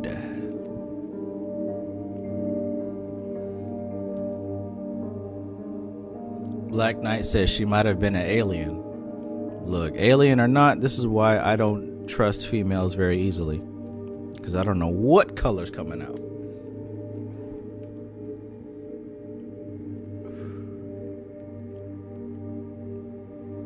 Sparkle One says, but she was pretty though. Yeah, she was.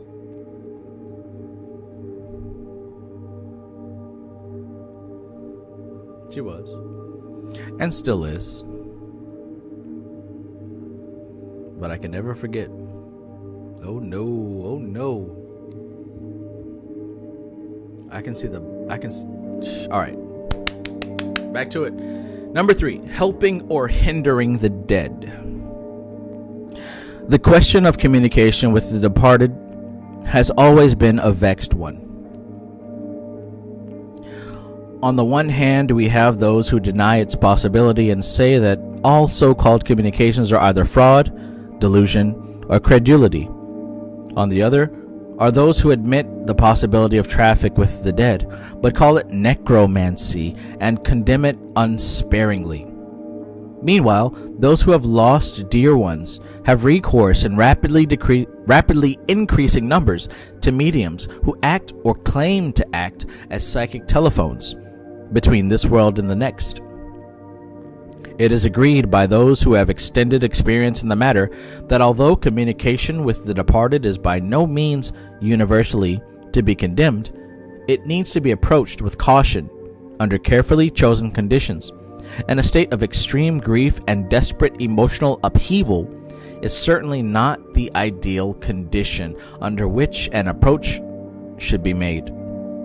Sometimes the state of mind of the bereaved is such that it is advisable for the dead to return to give the desired assurance, but to do so as an act of self-sacrifice on their part, and nothing can possibly be worse for the departing soul than to be called back repeatedly to communicate with those left behind. To hold the soul to physical life in this way is an act of great, though no doubt unintentional, selfishness.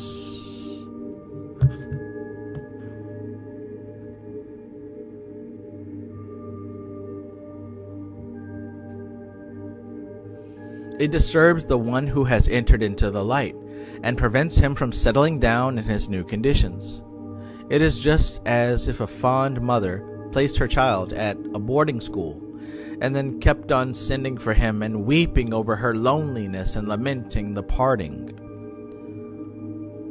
What would be the state of a mind of a child who was treated like that? He would get no pleasure from his new companions and his sports, nor profit from his lessons. We, if we keep on calling the departed back to us through the instrumentality of a medium, are acting just as unwisely and selfishly as the foolish mother.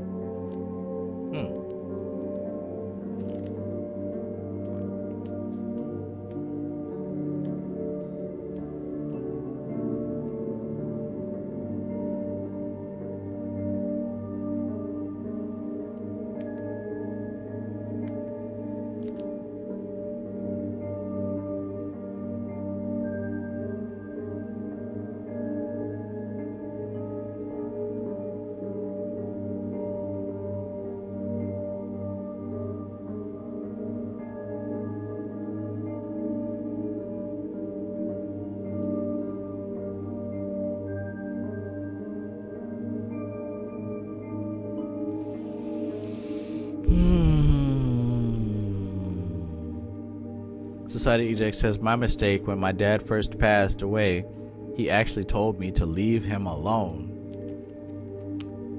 I'm gonna keep it real. I'm probably gonna tell most people that also. I already know what time it is. A lot of people are gonna try to contact me when I die, and I'm gonna tell 90% of them to leave me the hell alone.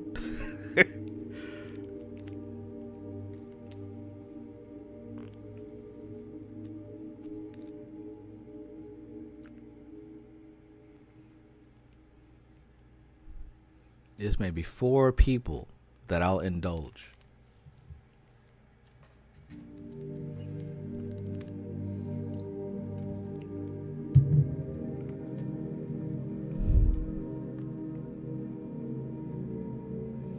Visual OD says, I'm gonna summon Trav with a plate of jerk chicken. Yeah, you probably don't want to summon that version, because I probably won't be able to help you very much. That version of me was not very happy. You might do better with some twerk videos.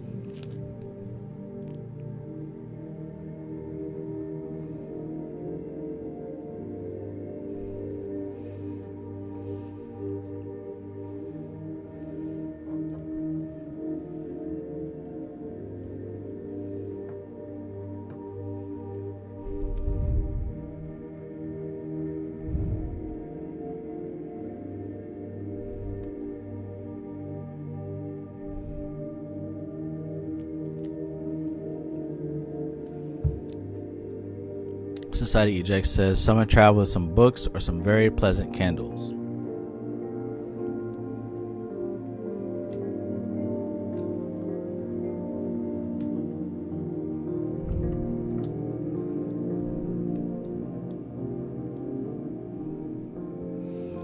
Stray Panther says, I've had dreams about my father after he died. I got to say goodbye to him and he introduced me to the Akashic Records.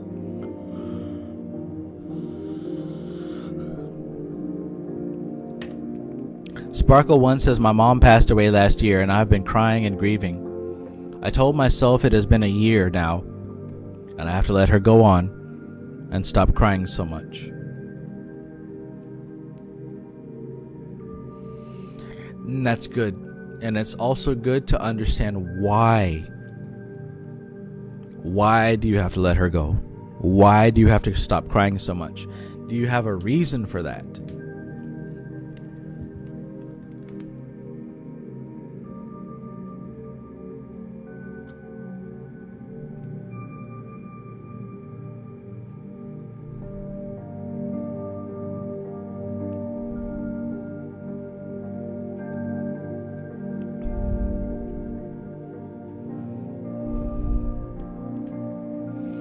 So again, it is just as if a fond mother placed her child at a boarding school and kept on sending for him and weeping over her loneliness and lamenting the parting. What would be the state of mind of a child who was treated like that? He would get no pleasure from his new companions and his sports, nor profit from his lessons.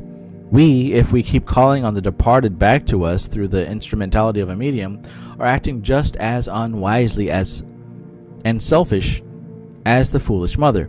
As soon as this life ends, the next life begins, and the dead have their own work to do. We must be content to let them do it freely and in their own way, just as a woman, however loving and beloved, must be content to let her husband or son go forth to do their work in the world. It is noticeable in the communications received from the departed that the newly dead are fairly accessible to communicate. Fairly accessible to communication. And then after a while, they seem to go on to a further plane where communication ceases to be possible. If we keep on calling them back, they cannot make this transition and become earthbound. The process of death is incomplete, and they cannot enter into their rest. While therefore it may be justifiable, or even advisable, to re-establish communication with those who have just passed over, it is in every way undesirable to keep up this communication unduly. It should be enough for us that those who have passed out send us word of their safe arrival upon the other shore. Having received that, we ought to rest content. The state into which the dead enter immediately after departure is an intermediate and transitional state, and it is one in which certain definite post-mortem pathologies can occur. Cases in which all has not gone well are delayed there, awaiting the working out of their problems. Normally the soul passes swiftly through this phase and leaves it behind. Delay at this stage is very undesirable. The soul should be speeded upon its journey, and it is for this purpose that the Catholic Church says masses for the dead. These masses are of great value, and the principles should be reintroduced into the liturgies of all faiths. We should not think that we have rendered the last office to the dead when the funeral service has been said over them. But the consolations of religion should follow them right through this transition stage until they are well established in their new life. As long as any shreds of earth ties linger, the protection and guidance of organized religion should be available to the soul. This intermediate stage between life and death is not the same thing as purgatory. It is rather a landing stage whereon the soul steps ashore and gathers together its baggage and greets its friends. Purgatory might be defined as a psychic quarantine. Purgatory might be defined as a psychic quarantine. What do you think that means? What do you think that means?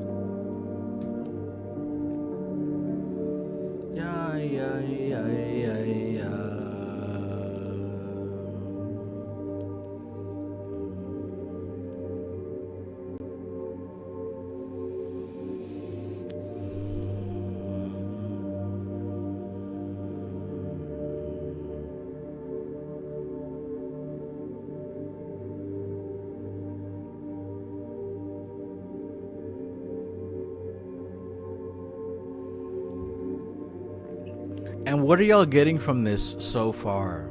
What are y'all getting from this so far? To me, based on what I know about the different layers of the soul, from the bottom, dealing with the physical body, going all the way up to the causal body, it's telling me that when the physical body dies, there is a certain act of retrieval of prana from the lower state back up to the higher state until it's ready to come back down again. In other words, even though we have a physical body, etheric body, astral body, mental body, when the physical body dies, it starts a chain reaction and the etheric body starts to dissolve, which means the astral body starts to dissolve, going back up to the mental body. This is what I'm picking up out of this. And what I'm picking is because the ego is such a strong factor of influence throughout this whole process. If a person is not stabilized, we will allow ourselves to be entangled with other people as they mourn and grieve. That's what I'm picking up out of this. Let me know what you're getting. Let me know what you're getting out of this.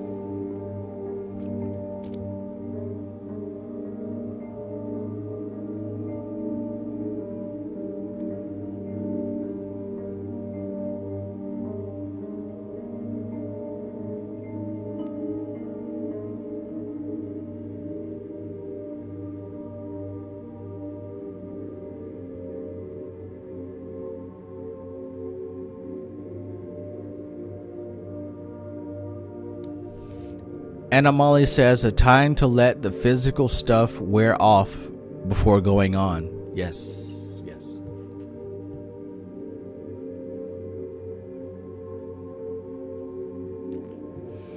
But let me know before I go any further. Somebody let me know your interpretation of where we are so far. Because look, number one, I could read these books. Number two, I know that it sometimes takes a while to process this information. But number three, I know that some of y'all already get what we're talking about.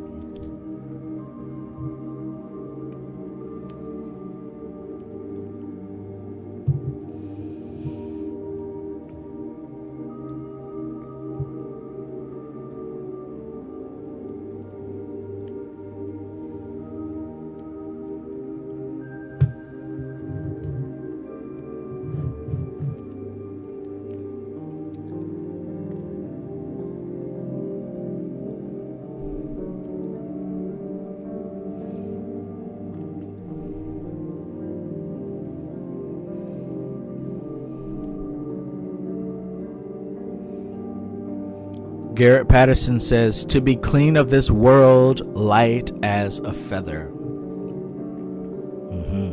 Christian Black says, because ultimately what one will experience is one's imagination. So it's how limited is one's imagination when they do pass or go to collect the lost aspects of soul. Like I teach in my classes, the imagination is an interface to the soul. So just like when we use a computer, we don't deal with the ones and zeros, because honestly, a computer is ones and zeros. Every process is ones and zeros, but the human mind is not suited for that. So we have a visual interface, an interface that translates something that we can appreciate, yet still manipulate those ones and zeros. That's what the imagination is. The imagination is what allows us to interact with the higher planes. So it's not that the imagination is the higher planes. The imagination is simply the software that allows us to operate the ones and zeros of the matrix. Kenna says, makes sense. Death for us is the final letting go. Life helps up practice letting go of our mothers, fathers, friends, and loved ones.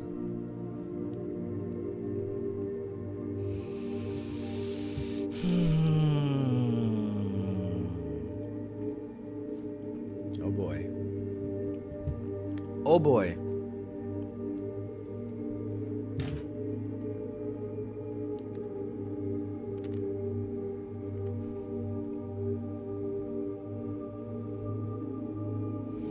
Purgatory might be defined as a psychic quarantine. Did y'all think about that line? I guess if you're not Catholic, then maybe purgatory hasn't been something that popped up on your radar.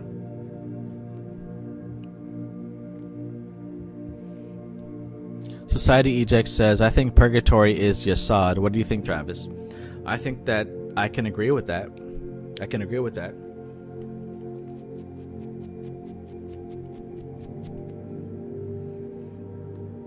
Because the higher up you go, these labels and distinctions no longer hold their water. So up to the Yasad point, it would make sense, yes. Dealing with the tree of life. It is only after consciousness has accustomed itself to the disembodied life that the soul goes on to face the purification of purgatory. It is only after consciousness has accustomed itself to the disembodied life. Think about this now. It is only until your consciousness has come to terms with being out of the body that the soul goes on to face the purification of purgatory. Let it be clearly realized that purgatory is not punitive, right? It's not a punishment, nor is it eternal. It's not forever, but consists in forcing the soul to face its own record.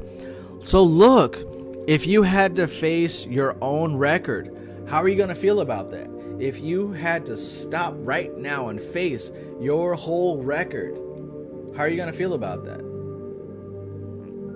Would that be a punishment to you? Would that be a punishment? You know what's coming. It is the reactions of the soul to that record, which are the cleansing fires. Let's run it back. Bring that back. It is the reactions of the soul to that record, which are the cleansing fires. Did you hear me? Or did you miss it? Did you hear me, or were you scrolling through TikTok? Were you scrolling through Pornhub?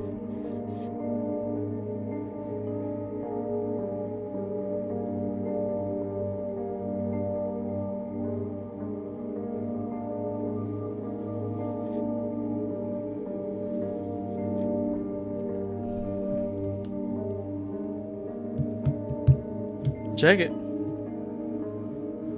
Because Miss Dion ain't just speaking for her health.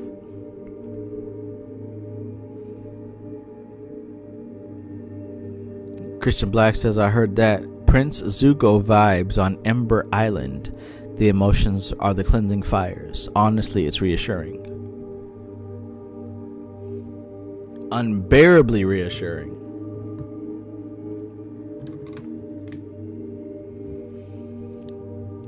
So what I said in the beginning of this video was, when you start getting involved with spirituality, you're scared of demons, you're scared of witches and warlocks and unknown forces. Then when you start to learn what these unknown forces are, the fear transitions from spooks to yourself. I'm afraid of what aspects of ego that I have not uncovered, what shadows, what corners of self that I've been too afraid to approach, because it is these things that will cause the most damage. Because think about it, if you've got aspects of yourself that you're not willing to address, you have no choice but to project those out into the world. So now you hate Democrats and Republicans and gays, black people, white people, whatever you're going to project onto. These are things within yourself that you have not yet acknowledged. Interesting. Zay motherfucking Zoomin. Peace.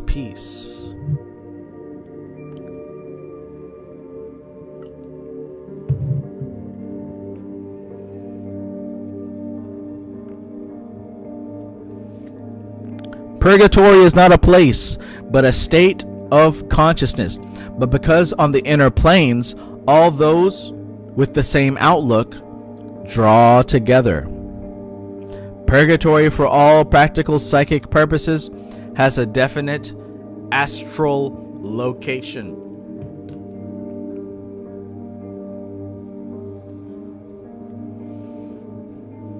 And I think that's what I've been feeling throughout this Cancer season.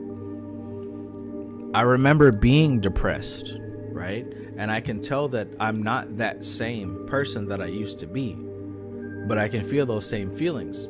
And in a way, it feels very cleansing to go through them again, because it doesn't feel this time like they're holding me back, but it feels this time as if I'm getting it out of my system. What she says here is, purgatory, for all practical psychic purposes, has a definite astral location. Purgatory is a place, but it's not a place of punishment. It's a place for you to process those things that the ego is holding on to.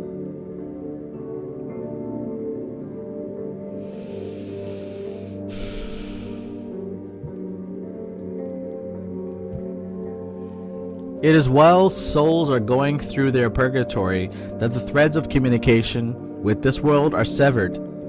It is while souls are going through their purgatory that the threads of communication with this world are severed. Listen, when the soul that you are trying to contact is going through purgatory, there is no more communication, and it makes sense, because damn, you got a whole lot to deal with. There ain't no time for some knucklehead with a candle talking about, can I get the rest of your money? Can I get the plot of your land? Can I get your house? Can I get your car? What? Huh?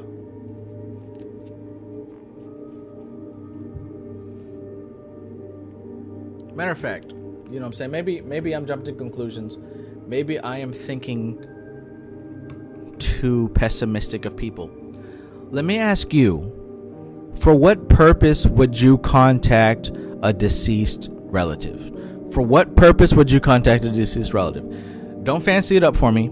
Just tell me straightforward. Tell me straightforward. Why would you contact a deceased relative? For example, the most recent person that I contacted was my grandfather, right? He passed, and if anything, I contacted him for knowledge, for wisdom, for what he had knowledge-wise that he could impart upon me. But don't try to be high and mighty. Let me know. What reason would a person have to contact someone who is deceased? Let's get with it. I ain't gonna judge you. Say what you gotta say. I will not think any less of you.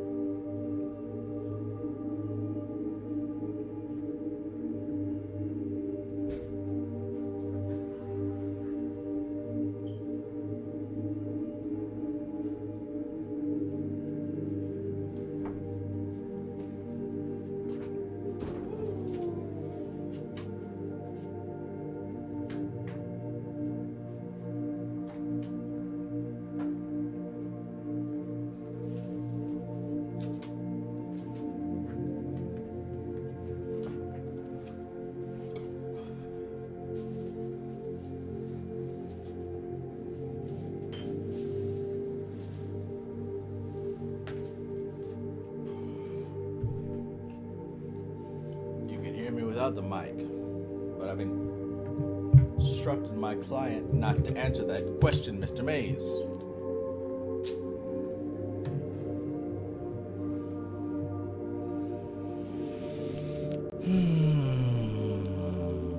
Beautiful, beautiful, beautiful.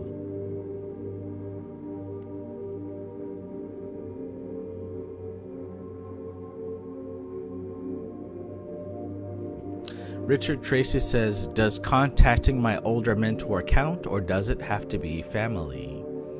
Because I frequently contact her for spiritual, magical guidance. I think it does count. I think it does count. Oh, Garrett Patterson says to tell them I love them.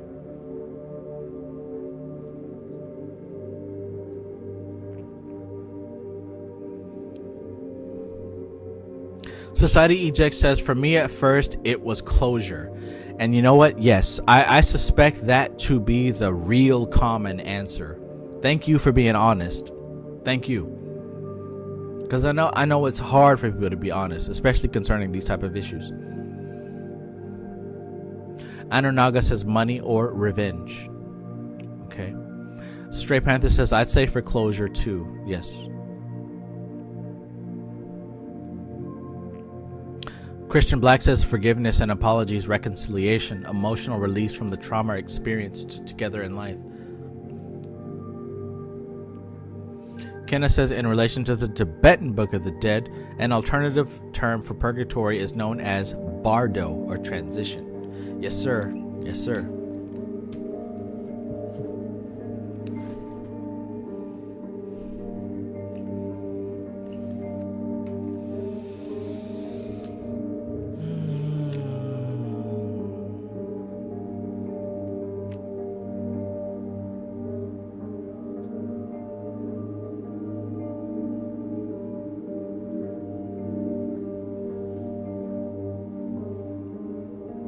All right. See, I love these live streams because it's like we get real commentary from real experiences. And as I always say, believe it or not, this actually helps me to process what I'm going through.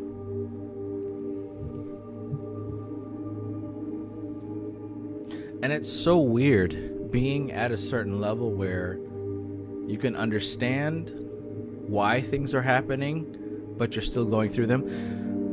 And I always thought that was so peculiar with NLP. What I've learned from some of the top level NLP books is that even knowing how NLP works, that doesn't make you exempt from its processes. In other words, you may have the antidote, but you will still suffer the experience.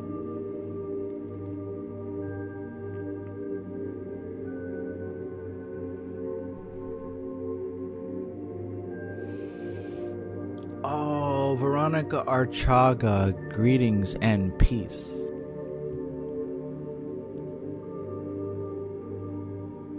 Okay, let's continue.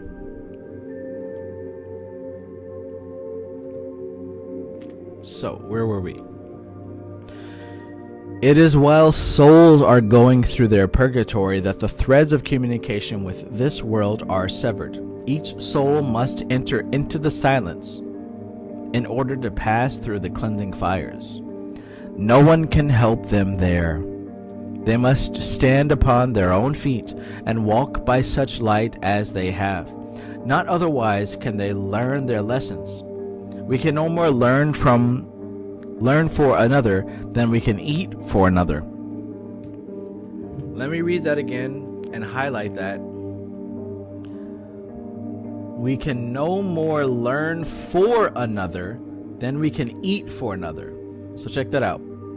And that goes for the living as well. I know you want to save the world. You want to save your grandma, grandpa, mom, dad, auntie, cousin, girlfriend, boyfriend, son, nephew, niece.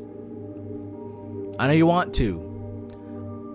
But look at this universal truth. We can no more learn for another than we can eat for another. No matter how bad you want them to know, you can't force it. You can't force it. You can't force it.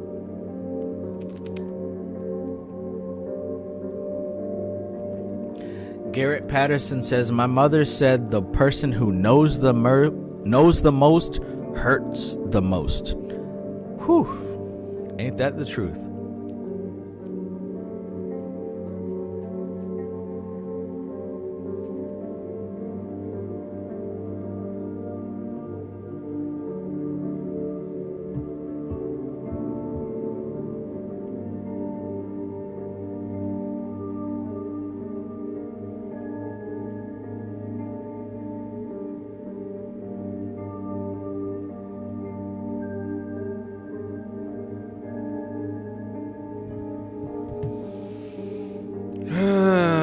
Lord have mercy.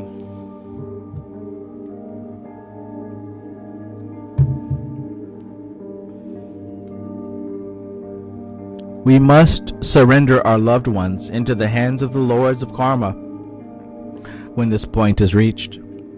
We have this comfort, however, that it is their aim to make, not break, the soul, and no one is given more than they can bear, nor even more than they can assimilate and turn to good use. The Exorcist would not agree with the Catholic teaching that masses for the dead can help a soul in purgatory. He holds that the value of the prayers of the priest and friends is in the influence they have upon the soul during the intermediate period.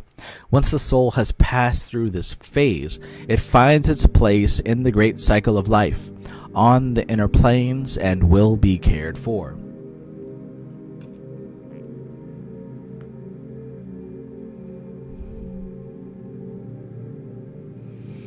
After the soul has drawn clear of purgatory, it is not only possible but legitimate to reestablish communication with it. Let me run it back. After the soul has drawn clear of purgatory, it is not only possible but legitimate to reestablish communication with it, provided the right methods are used. So let's not get lost. Are y'all following what has been said here? What did she say about purgatory? She said that it was not really possible to communicate with a soul while it was transitioning through purgatory, right? Why is that? Because an individual is going through their own personal trials and tribulation. They don't have time for your bullshit. Talking about, can I get the house? Can I get the car? Can I get your recipe for that fried chicken? They don't have time for that. Now, after they've crossed that barrier, and if we are understanding of the tree of life, we can see that that's the first barrier between Malkuth and Yesod. And some of my students will know what that barrier is called between Malkuth and Yesod. If not, that's okay. You can easily Google it. But there's a barrier between Malkuth and Yesod. There's a barrier between Tifereth and the upper triad. There's about 3 barriers on the tree of life. But when an individual consciousness is going through one of those dark nights of the soul, there is no outside contact because we're going deep within. When you analyze the tree, you will understand that there are patterns of up and down, in and out, left and right. You're going to see 3 different triangles. You're going to see 3 different pillars. You're going to see different abysses and gulfs. And what this should reflect to the understanding mind is that reality is not a constant, steady, predictive reality, but it is a flow that must be understood. And in order to understand this flow, one has to pay attention. One has to pay attention. One has to pay attention. Now, you can be a Muslim, a Christian, you can believe in the Pleiadians, the Arcturians, whatever you want to call it. You're going to have to go through these exact trials and tribulations.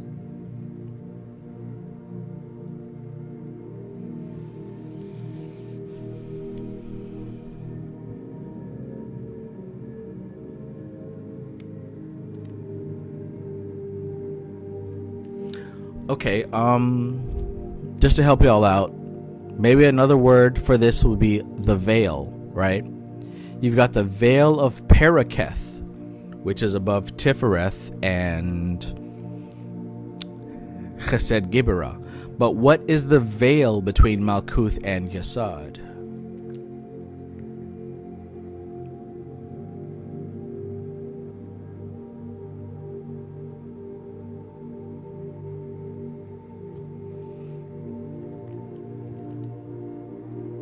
Kana says enter the 32nd chamber. You're exactly right. But what is the veil? And this is just for like nerdy, occult, logical reasons. Can anybody tell me the veil between Malkuth and Yesod? If you don't know the name of it, it's not a big deal. Who cares? But it was just an interesting tidbit. Let's continue.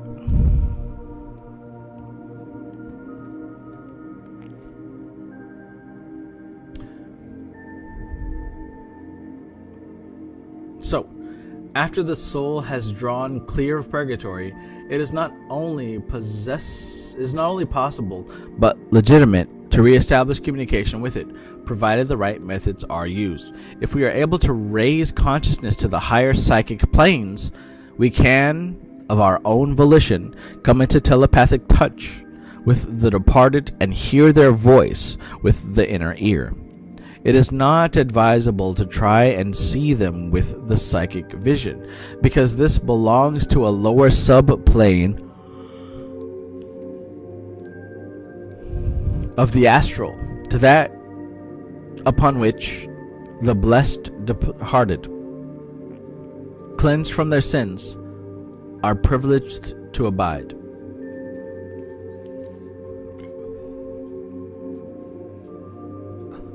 Clairaudience is the right method to use in communication with those who have passed to the heaven world.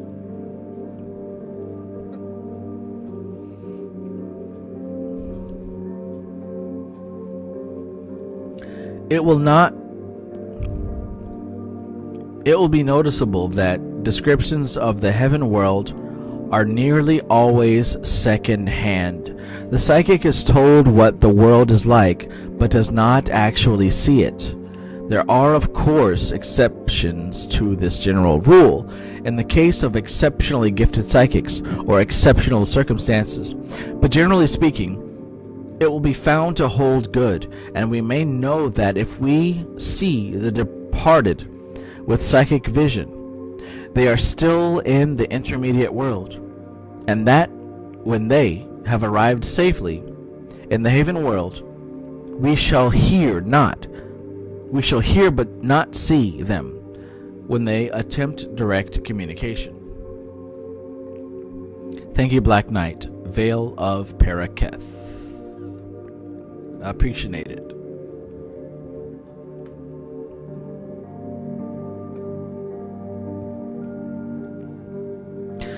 When we are trying to get into touch with them, therefore we should listen but not look.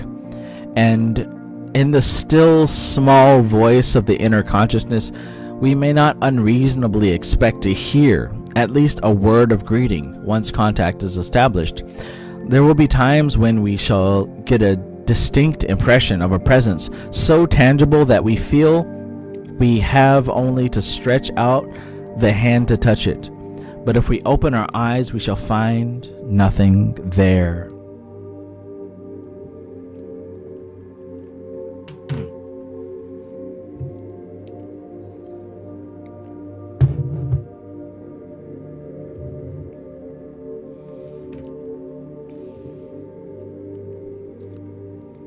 The dead upon their plane are minds without bodies. Bring that back. The dead upon their planes are minds without bodies. And when they speak to our mental and not to our bodily senses. So everybody right now who is involved with necromancy, who is involved with communication with the deceased, let's read this line together. The dead upon their plane are minds without bodies, and when they speak to our mental and not to our bodily senses. Vincent L. Cristol. Peace, peace. Vincent L. Cristol says, you know the literature is blurry and you be peeking. Well, this is why I recommended in advance that you purchase the text. I think everybody knows who's present that at least a week ago I said buy this book. And even if you didn't get it yet, you can still get it now. It's easy.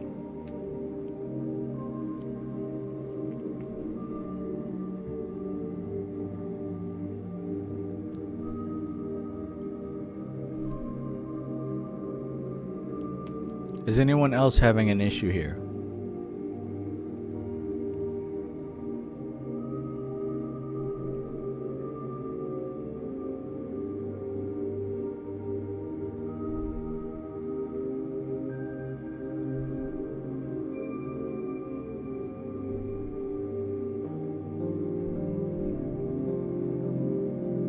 I did let people know in advance. I'll say that much.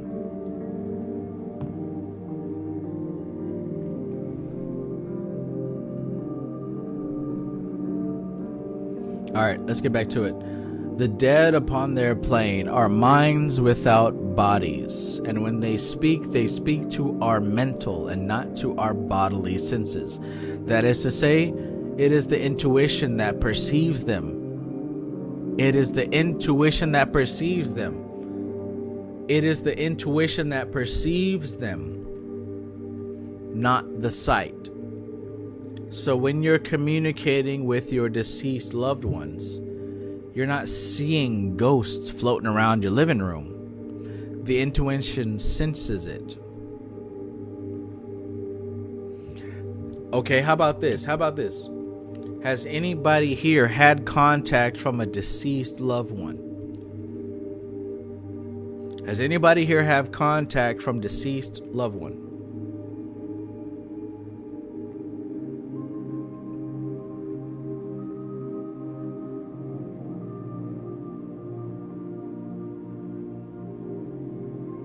Maybe it's just me. Maybe I'm the only one doing this magical shit, making YouTube videos, and everybody else is just pretending. I don't know. But anyways, the intuition is what perceives them and not the sight. I haven't seen my grandfather, but goddamn have I felt him in many ways, in many days, right? But because I know what I'm doing, I configured a specific sigil that I receive his energy from, and he consistently lets me know that he's present through that sigil. My grandfather contacts me through the number 88, and every day since his death a year ago, I keep seeing the number 88. You can explain that how you want to explain it, but I know what I know. I know what I know. Society Eject says, my mom contacts me through butterflies. You see what I'm saying? When you set up a language that spirit can communicate to you through, that's how you receive divination. It's not just happenstance, like all of a sudden, oh, I just happened to see my deceased loved one in a dream. Like, yeah, that can be part of it. But when you establish a language for them to communicate to you through, this is what symbology. Look. I'm not the first occult person y'all seen on YouTube. Y'all done seen other people: Bobby Hemmett, Brother Panic, Phil Valentine, Dreamwise, Brother Yosef, etc., etc. We all talk about the subconscious mind. We all talk about symbology. The same thing applies. If a spirit is going to connect with you, it will be through symbology. It's your job, human, bland chicken with no seasoning, to establish the means of communication. Come on. Now, I know all of y'all ain't bland chicken with no seasoning. Some of y'all are fried chicken with 19 herbs and spices. But some of y'all bland chicken. Check this out. You are the one who sets the parameters. And if you don't set the parameters, of course you're not going to get anything that makes sense.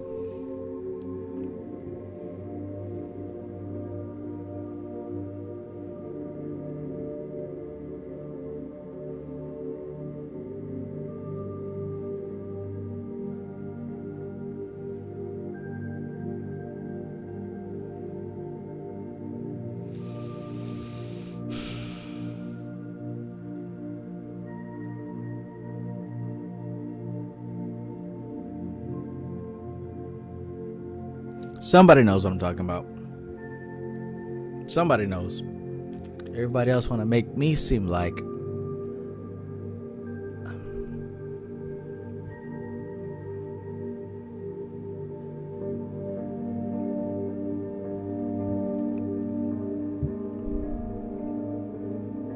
all right. The dead upon their plane are minds without bodies, and when they speak to our mental and not our bodily senses. That is to say, it is the intuition that perceives them and not the sight. It is good that normal intuitional communication should be established between the dead and the living for it robs death of its terrors. We ought to look upon the dead as living in another state of consciousness, not another place. Let me run it back.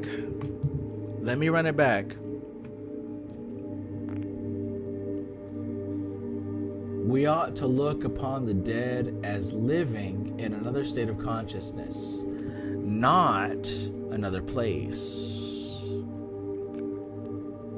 If we can tune in to their vibration, we can hear them and speak to them. In fact, we can speak to them much more readily than we can hear them, for the dead, being bodiless, are normally psychic. In relation to the dead, and especially strive to overcome our grief and learn to acquiesce in their departure, our attitude towards the dead should be the same as it would if they had set out to seek their fortunes overseas. We would send to an emigrating son or lover or a word of good cheer to hearten them in his distant enterprise.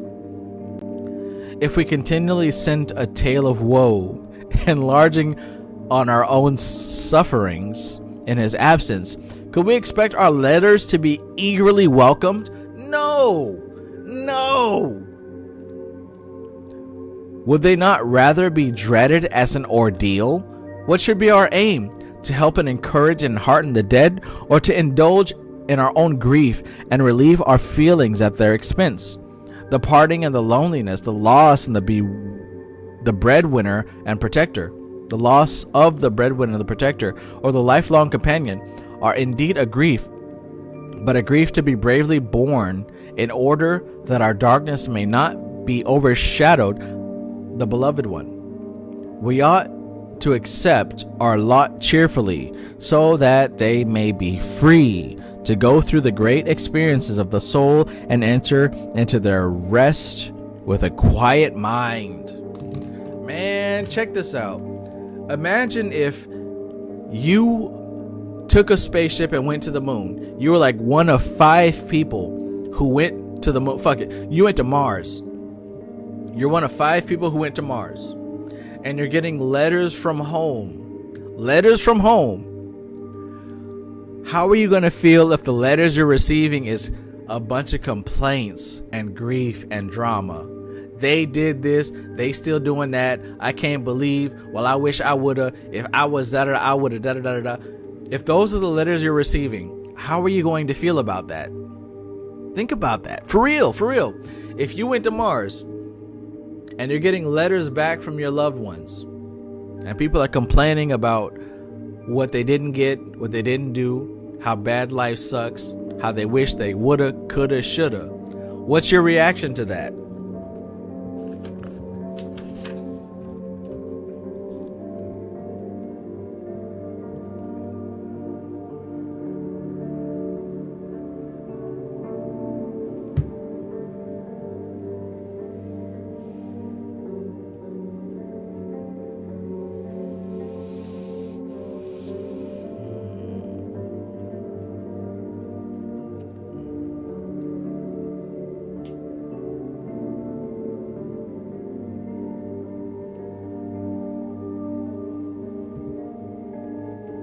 You tell me.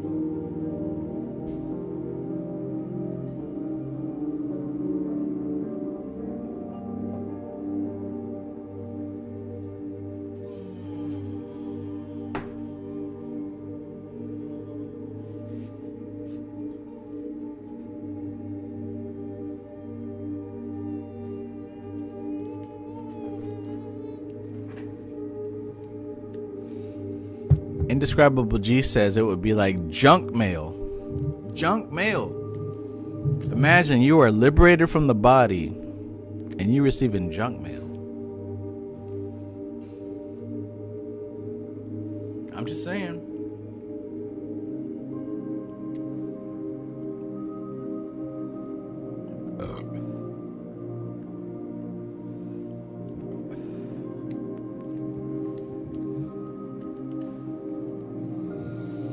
All right, who's with me? Who's with me? Give me something in the chat. Let me know you're still here. We're on chapter 4.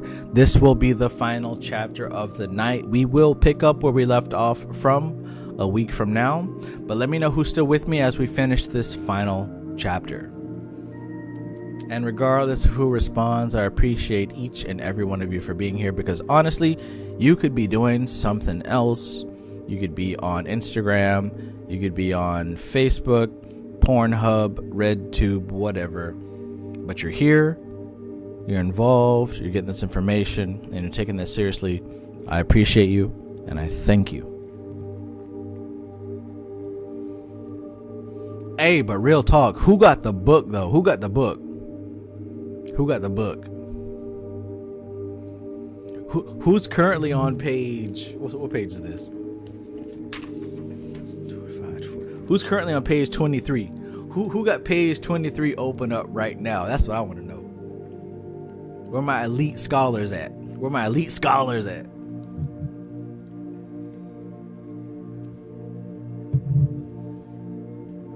That's what I'm talking about. Richard Tracy says, I got the book. Facts. Good shit. Good shit. Because look, man, look, I'm trying to tell you, like, this is not about me. I have the book. I'm reading the book. This is for me. I'm already here. Do you have the book?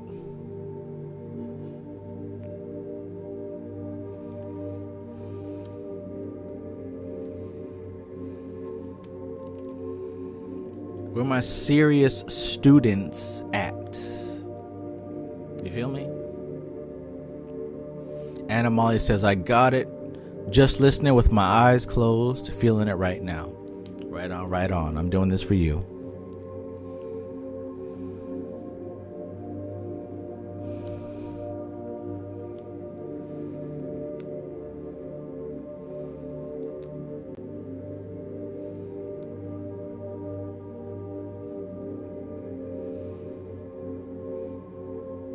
Sunshine says, I was out of town and didn't want it to walk away, but I'm ordering it tonight. All good, all good. Listen, I'm throwing praise, but just because I'm throwing praise does not mean I'm throwing shade. You feel me? If I'm throwing praise to somebody, that don't mean I'm throwing shade to somebody else. If you ain't got it and you don't want it, that's your business. If you ain't got it and you do want it, then get it. But for those who do have it, and I did give an advanced, warning. Excellent. If you're getting it, excellent. Like I said, it's not about me. I don't give a damn. I got it. I'm going to read it regardless. If you're going to get it, then I hope that you understand the weight of the message and you take it seriously. I hope you got your highlighter out and you're doing your thing. I'm out of town, thugging with my rounds. You know the rest.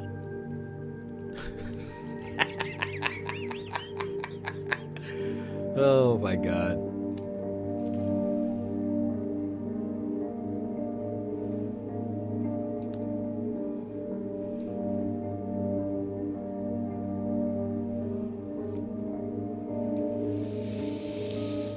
Oh Lord, prevent me from saying anything suspect.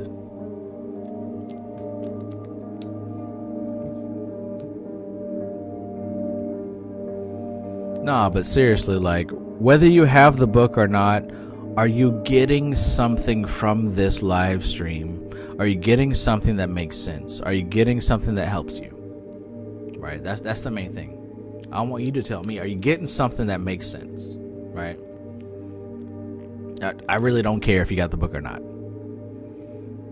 Is it making sense to you? Is this helpful? That's what makes my day. Not, I mean, you know what I'm saying? Like, yeah, I ask you to like my video because it's YouTube and, social media shit. Yeah, of course, please like it. But are you getting something out of this?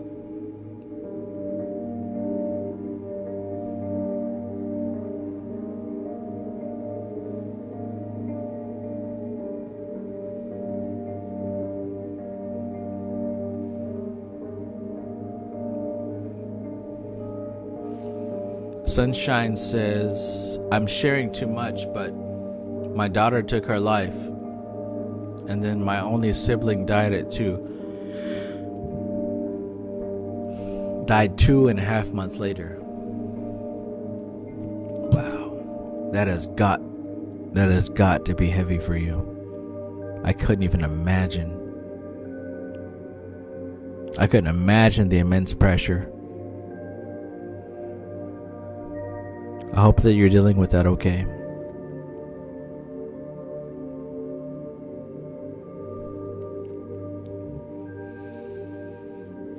I hope that this book does add something to what you're talking about. I hope this does add something to your experience.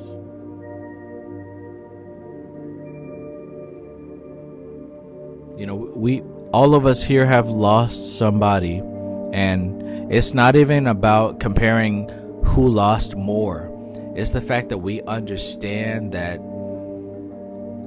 there is someone who we loved with our heart who is no longer with us.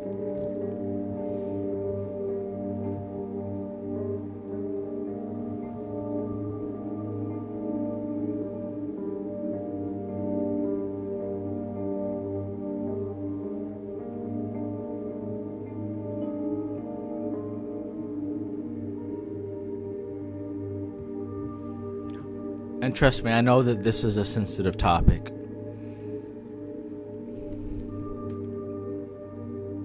And just because I make light of a subject does not mean that I take it lightly. I understand, I do.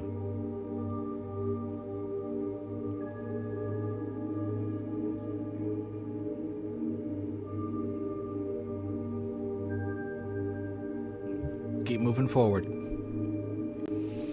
How come nobody told me that it was 11:11? Everybody posted at 11:11, but nobody told me it was 11:11. You know what? See, this is why I cut my camera off. Chapter 4. The Overcoming of Grief.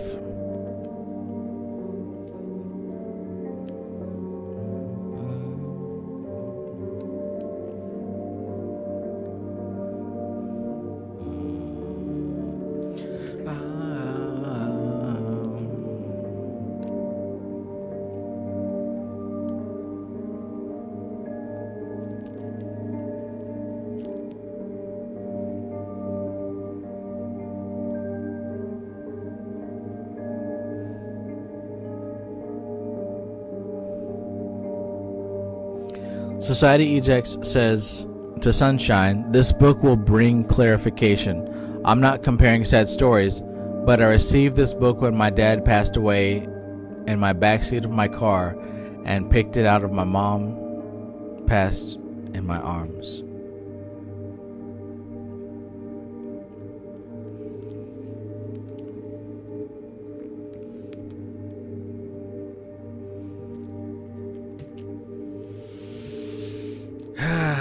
Listen, I knew this session would be heavy, but I didn't know it'd be this heavy. Jeez Louise. Jeez Louise.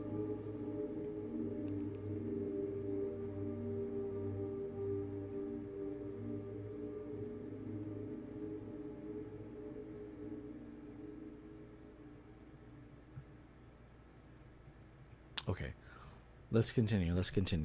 Number 4, the overcoming of grief.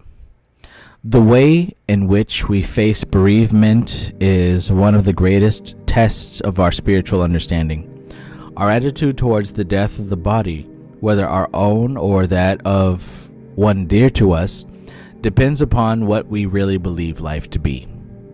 Do we, in our hearts, look upon the physical body as the real man and all it means to us upon the physical plane, as constituting our relationship with the soul we love, incarnated in that body? then how can we do otherwise than lament our irreparable loss when death breaks the frail vessel that holds our loved one? But do we actually know from our experience of inner things that man is a spiritual being, eternal and immortal? Then we shall be able to look beyond the death of the body to the life that is hid with Christ in God. All right, show of hands. Who got offended when she said Christ in God?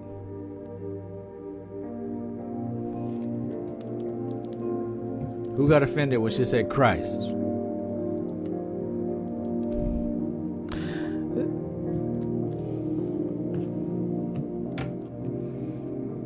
There is more than one kind of love, and bereavement will reveal which kind is ours. The lowest kind of love is more of a hunger than anything else. We hunger for affection and care and attention. Suddenly thrown upon our own resources by bereavement, we feel the pangs of emotional starvation.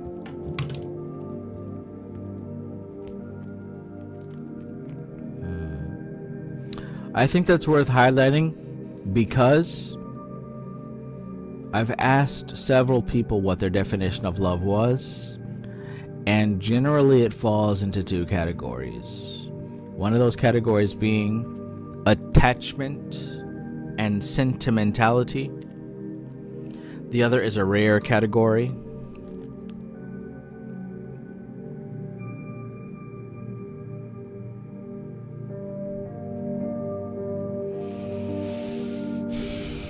Another kind of love, and one that is not so very much higher than the obviously selfish kind, relieves an emotional tension by pouring out demonstrative affection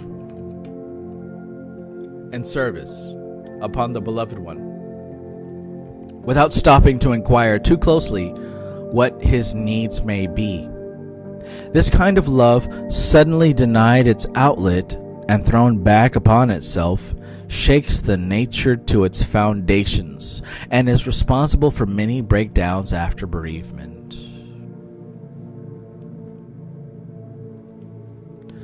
It may seem a strange thing to say, but true love is not emotional in its nature, but it is an attitude of the soul towards life. True love is a spiritual radiation, much like sunlight, and like the sun, it shines upon the evil and the good, the just and the unjust, not to blind their condition, but loving them just the same. This is the noblest of love, and it has healing in its wings. True love proceeds from a loving nature, not from stimulated emotions. Again, true love proceeds from a loving nature, not from stimulated emotions.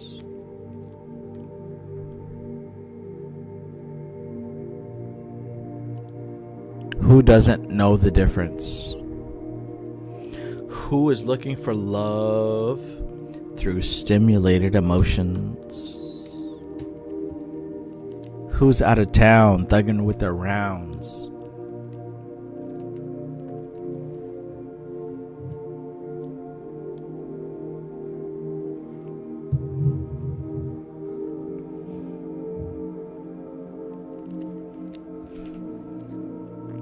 Christian Black says, stimulated emotions often equals trauma bonding. Yes, sir. Yes, sir.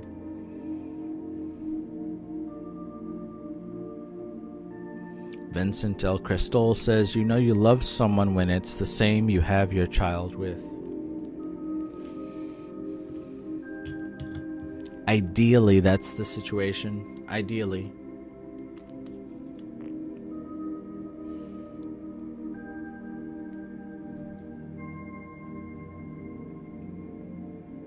The person I had a child with, I did not understand what love meant.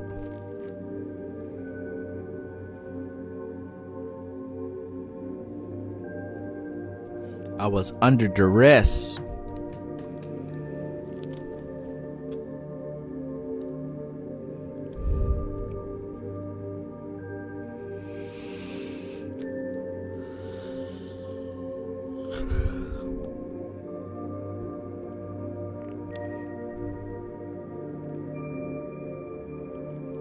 True love proceeds from a loving nature, not from stimulated emotions. It is the only kind which will make for happiness in marriage or in any other relation of life. And it is not this kind of love that leads to mental breakdowns and extremities of grief when the beloved one is removed by death.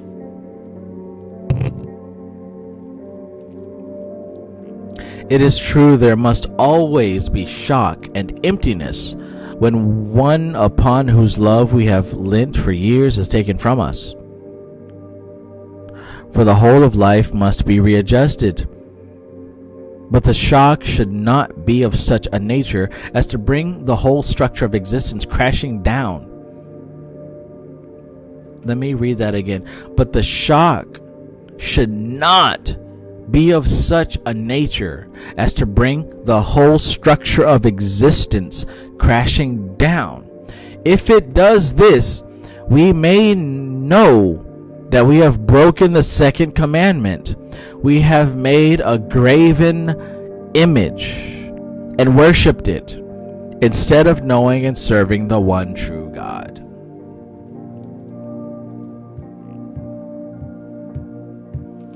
Who hears it? Who hears it?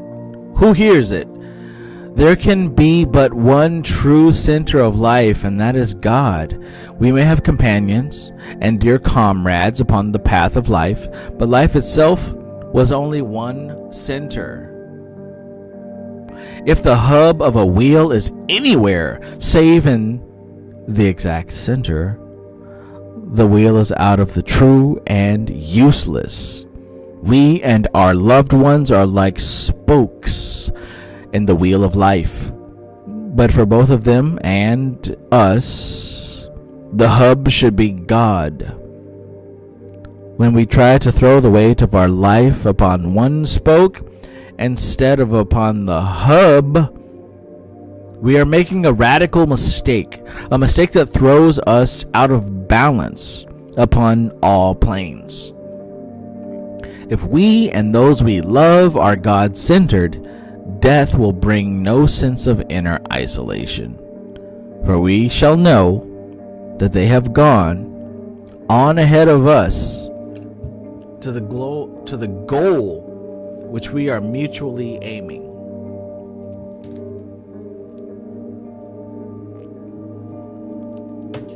If they were to return to us after they have passed over, they would say, as did the risen Christ to the disciples who were mourning his loss, "Lo, I go before you into Galilee."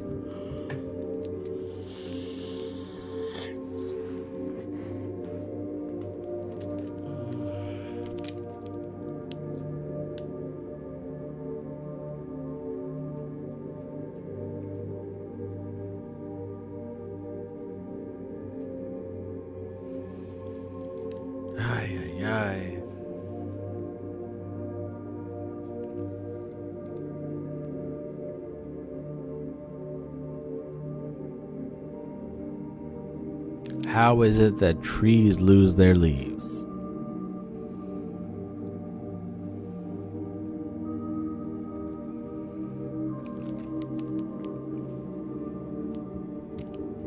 Let's continue.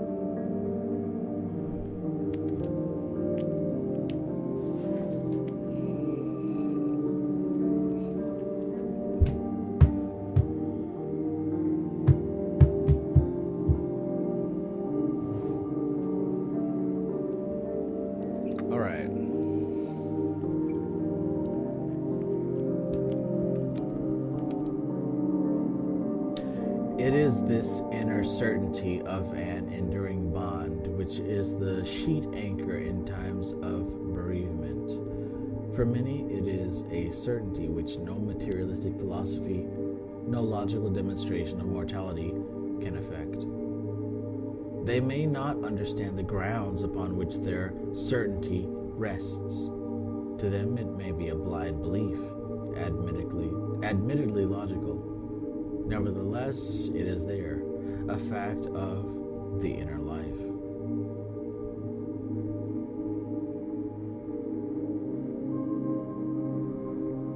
The mystic, however, with his knowledge of the inner planes, is able to explain his feeling and show that it is a true psychic intuition and by no means illogical. On the inner planes, there is neither time nor space as we understand it. We are near to those whom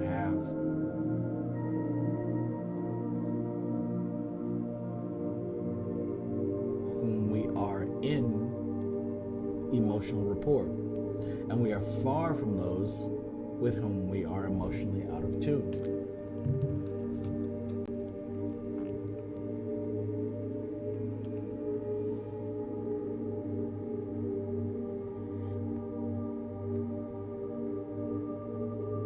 We are near to those whom we are in emotional rapport. We are far from those with whom we are emotionally out of tune. When there is a real tuning of two souls, they are literally together on the inner planes, where to be of one mind is to be in one place.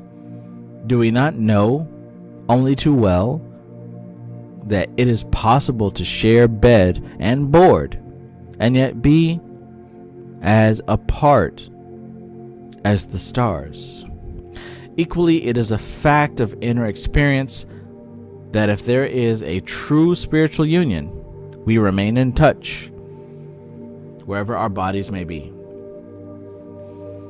If we observe life, we shall see how true this is. There is a subtle difference between a man or a woman who is well and truly mated and one who is not. They need to be together for this to be apparent, for it is a subtle psychological difference, and separation does not affect it. The man or woman who loves and is loved retains that sense of spiritual fulfillment, even when separated for long periods. It is well known to psychologists that the lack of this mating, which is called by esotericists polarization, is responsible for many nervous illnesses.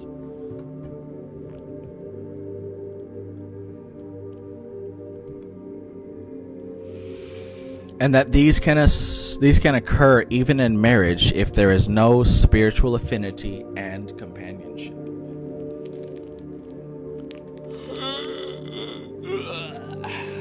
Goodness.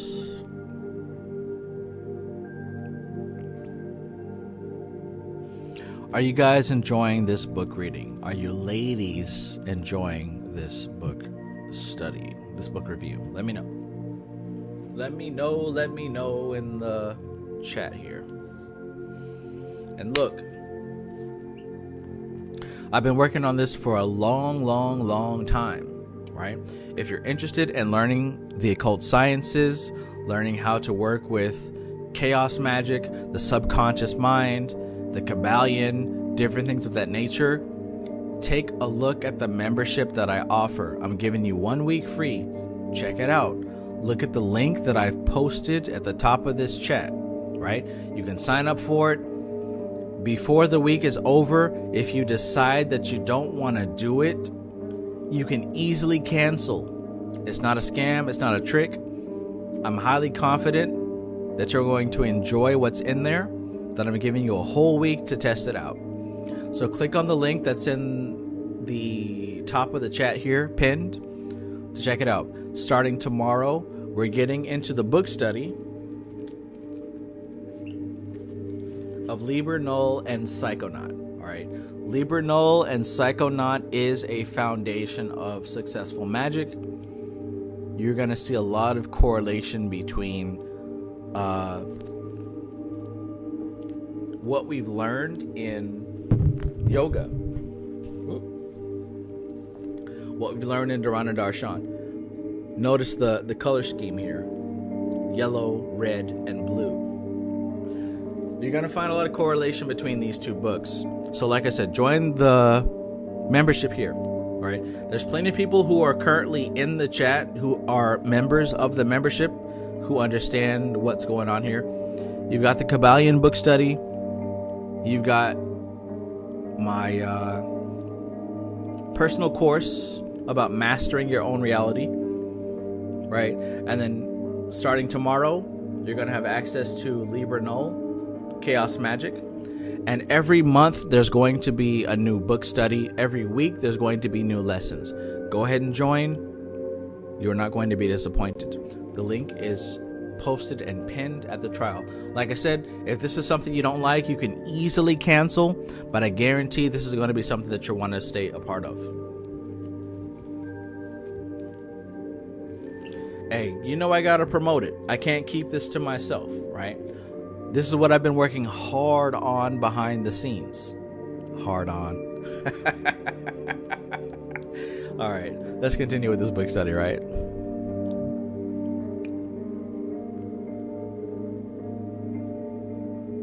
Uh-oh, somebody says sound in and out. Let me check my audio here.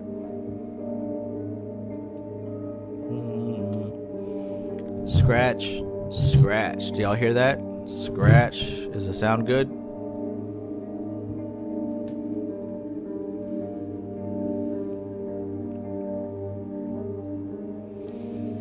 Richard Tracy says, for anyone who hasn't got the membership, stop right now and go get it. There is tremendous value packed in it. Thank you so much, my brother. And it's true. I've gone above and beyond, if I do say so myself, and I will continue to do so for the rest of my life. There's a lot of information packed here, and the goal is within the next couple of months of you following this membership here, you're going to have a very solid grip on how to perform magic in such a way to change your life into the way that you want it to be. Again, you got a week trial to test it out yourself.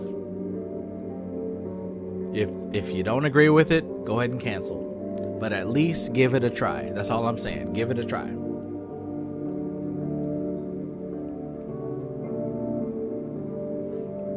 All right, so let's continue here. We're on the last run of this chapter.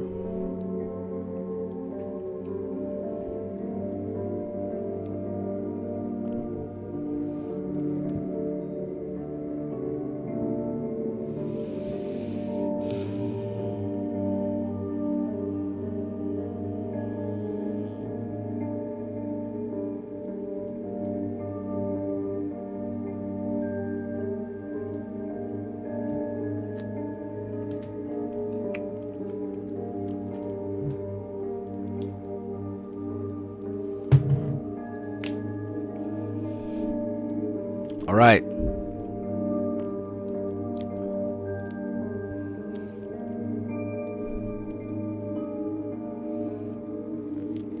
If we continue to love and be loved, even after the loss of the loved one, this spiritual widowing does not occur, and we are not left unmated. The intangible influence of the love continues to make itself felt, and the personality remains polarized. The bond of physical union weakens with the passing of youth. The bond of emotional union is broken with the withdrawal of the personality from the physical sight. But the bond of spiritual union survives all severance, whether of space or time, and continues to inspire and to protect both of those who are held in its tie, upon whatever planes they may be. The bond of spiritual union reveals itself in a common idealism, a comradeship of the things of the spirit. Where this exists, it will endure as long as the spirit endureth. For it is as eternal as God who gave it. The spiritual communion continues uninterruptedly through the death of the body and all the after-death experiences of the soul. It needs no psychic powers to bring it within reach of mundane consciousness. It is like the sound of a brook. We may not hear it when we are busy with the toil of affairs, but in the quiet of the night, when all sounds are stilled, we hear the purl of the running water going steadily on, hour after hour, and we know that it has been sounding all day, although we have not heard it. When spiritual love is coming to us from the inner planes, we have only to still the outer senses for a moment to hear its purling like the brook, a steady flow, coming to us all the time from the eternal and steadfast soul that has gone on ahead to the next country. And we on our side, if we still love, may send out an equally steady flow to comfort our beloved. Let us therefore gather up all our courage, so that the brook of love may not carry the debris of dead hopes onto the inner planes, to be perceived psychically by our loved one to his distress. Let us keep our hopes alive by working with the ideals that were dear to us both, so we can make a channel through which those ideals may still come to fruition, for our comradeship with our beloved can continue in the path of service.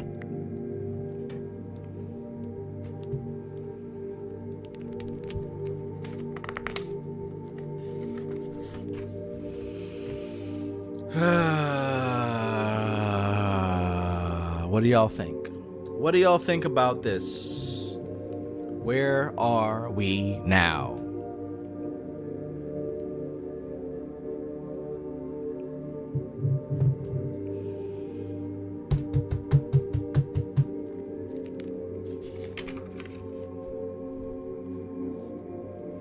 Damn, let us therefore gather up all our courage, so that the brook of love may not carry the debris of dead hopes onto the inner planes, to be perceived psychically by our loved ones to his distress. Look, why send your bullshit to people who have passed away? Like, think about that, Lo. Don't that make sense? If you got somebody who's passed on, why are you going to sit here and continue to send them nonsense, continue to send them insecurities, pain, and suffering? Why do that? Like, if anything, this is an opportunity for you to recognize what's really important right now. I'm just saying, this is an opportunity to recognize what's really important right now. Oh, can you send me some energy to pay my bills this month? What? I just lost my life and I'm transitioning to the other side, and you're asking about your rent money? Bruh.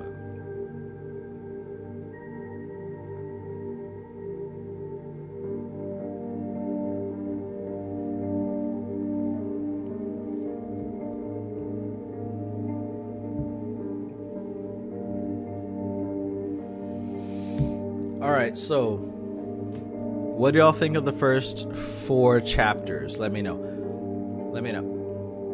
I think there's like 15 chapters in this book, so I titled this 1 out of 4. We will resume in a week from now. But what do y'all think about this so far?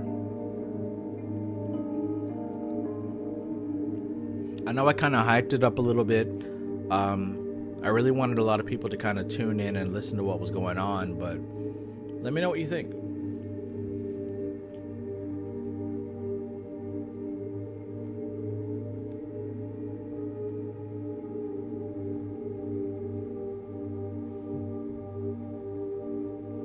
Stray Panther says, I'm still processing it all. Anna Molly says, this answered a lot of questions. Only chapter 4. Wow, yeah. Yeah, chapter 4 was certainly a culmination there. Rob Gow says, it's a fact that the original reason for bringing flowers to a funeral. Yes, sir. Richard Tracy says, very helpful, illuminating, insightful, and had a shitload of revelations. Yes, yes. Christian Black said, it affirmed my intuition.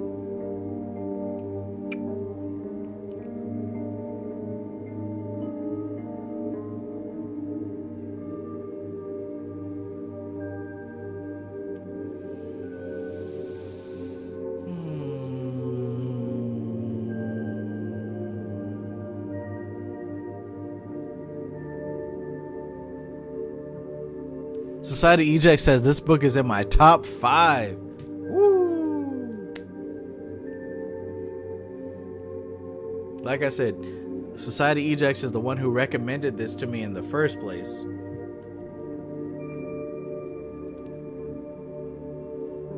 Look, if you don't have a Dion Fortune book in your top 5, are you really occulting out here? I'm just asking.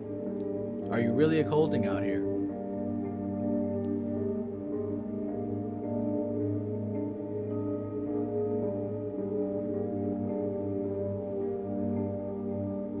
Stray Panther says, gives you a lot to think about. Yes, sir. All right. I hope you guys enjoyed this.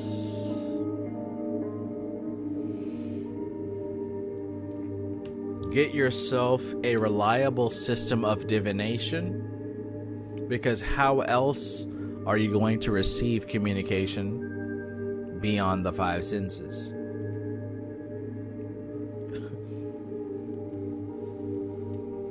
And look, join the membership. I've got the link posted at the top of the chat here. Look at the chat live stream. And if you're late, check the description of the video here. It's a step-by-step training process of the fundamental practices of magic. We're dealing with chaos magic. We're dealing with the subconscious mind. We're dealing with all sorts of things. The Kabbalion. Join the membership. You're going to see for yourself. The link leads you to a free 1-week trial. All you can eat. Dive in. Take what you can get. Right? If you love it, continue. If you hate it, go ahead and cancel. No harm, no foul. But I tell you, once you get a taste of what I've got offered in here, you're not going to leave. Because there's nothing but goodness here. Nothing but sustenance here. All right? So, like I said, for those of you who are currently a member of the membership, as of tomorrow, within the next couple of hours, you're going to have access to the Liber Null book study. We're breaking that down chapter by chapter, just like what we did with the Kabbalion. And after we get done with this, we're going to move on to quantum physics. So thank you all for your support, whether it's just your likes, your comments, your views, you purchasing my courses, my memberships, whatever. Thank you for your attention. Thank you for being here. I appreciate you. Because look, man, just last night, Mighty Network sent me a message and it's like, congratulations, you got like 1,100 whatever people who have joined. And like, I mean it, like that's humbling, because when you think about Twitter, Facebook, Instagram, whatever, people are already there. So like, if you get followers and people who join, it's like they didn't join for you. They joined because some other reason. But the notification I got last night was because people joined my website because they wanted to hear more or learn more or see more. And I appreciate that. I don't take that lightly. I appreciate that. So to every one of you who have taken part in anything that I've done, thank you so much. Thank you so much. This has been a dream since I was a little boy. and it is still coming into fruition. And I'm happy that this is a two-sided communication. In other words, this isn't just me receiving something. This is me being able to give you something worth receiving, right? This is in honor of a two-way relationship. So I appreciate you. I appreciate you taking part in this. I'm very, very, very happy that you're able to get something that you can use. And I am looking forward to more and more of this. More and more of this. Because I'm not going to stop. You can send me a Cancer season every year. And a Pisces. I'm not going to stop. Because guess what happens in a couple of days? Leo season. Get ready. Get ready.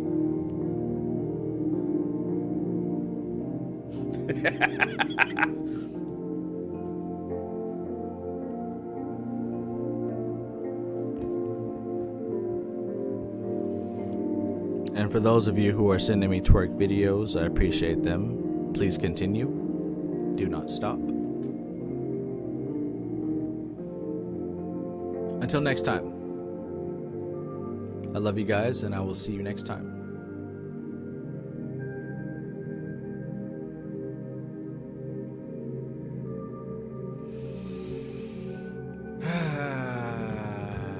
What a world, man. What a world we live in, bro. Like, I'm serious. It wasn't like this 10 years ago.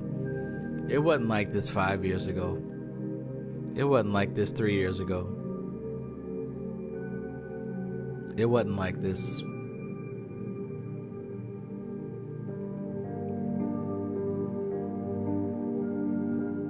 Well, hey, let's roll with it. Let's rock with it. I got no regrets. I am entirely thankful. And like each one of you whose name that I know, Anna Molly, Richard Tracy, Christian Black, Cosmic Flow, you son of a bitch, Six the Gypsy, Vincent L. Crystal, each one of you whose names I know, I appreciate you because we got somewhat of a history. You know what I'm saying? Like, I know you. I know you. I done seen your face. We done spoke before.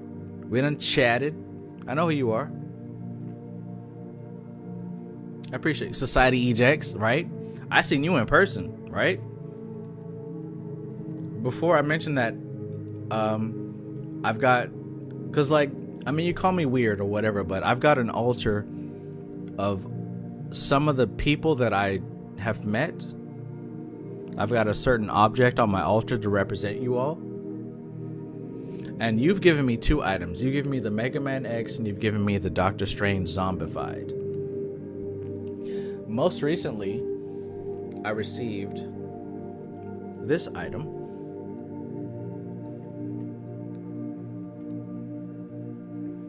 But only the person in the chat who knows what this represents knows who it's for.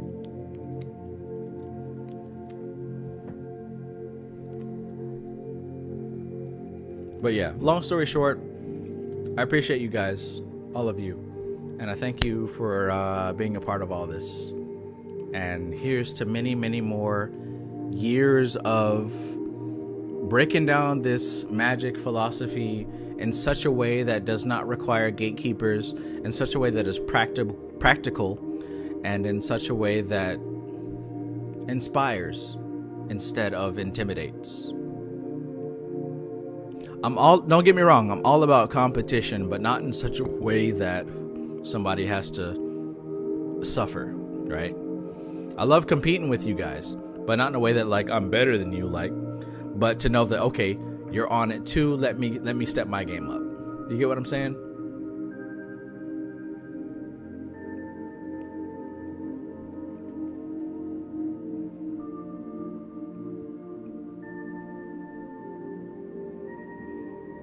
Oh my gosh. Yeah, man. Okay. All right.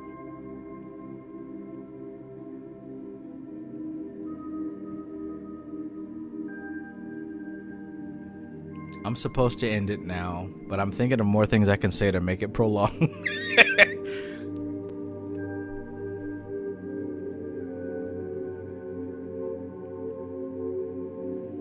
And anyways, I wish the best out of everybody. For those who didn't make it, I hope they're doing well. But those who are here, I wish y'all the best. Hey, take advantage of artificial intelligence. No matter what field that you're in, find a way to make it work for you, right? If you got access to Chat GPT-4, make her work for you. I call her mother, and she helps me out a lot. And there are many other AI tools out there that can help life be a little bit easier. And guess what? It's not going away. It's getting even more enhanced. Kiana Payne says, I thought you were married. No, I'm not married. I've been celibate for like 9 years.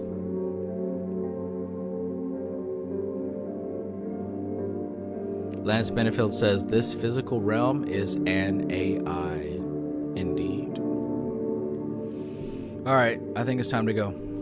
I think it is time to go. All right, thank you guys. I'm going to play some Fortnite, and I'm going to finish uploading Liber Null to the membership website. Once again, check out the link posted at the top. Cosmic Flow says, Trav, you lying. No, the hell I'm not. No, the hell I'm not. And like I said, if you don't believe that this information is enough to really get you to the next level, I got plenty of testimonials, plenty of people who can vouch for their experience. So, I'm out.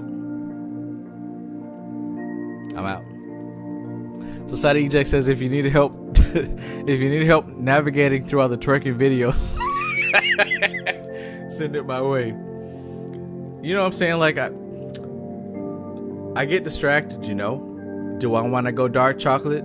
Do I want to go vanilla? Do I want to go caramel? You know what I'm saying? It goes back and forth, to and fro. But in a way, I enjoy that. All right, here we go.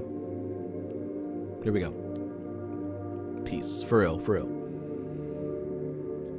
Go check out Brother Panic or whoever else is on live. Dreamwise, Yosef, whoever. Go check out somebody else. I'm out.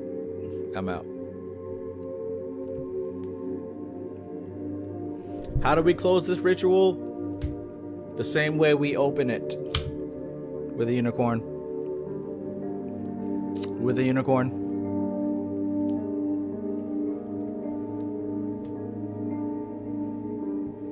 Seriously though, y'all are like family, and I love you, and I look forward to seeing you next time. Peace.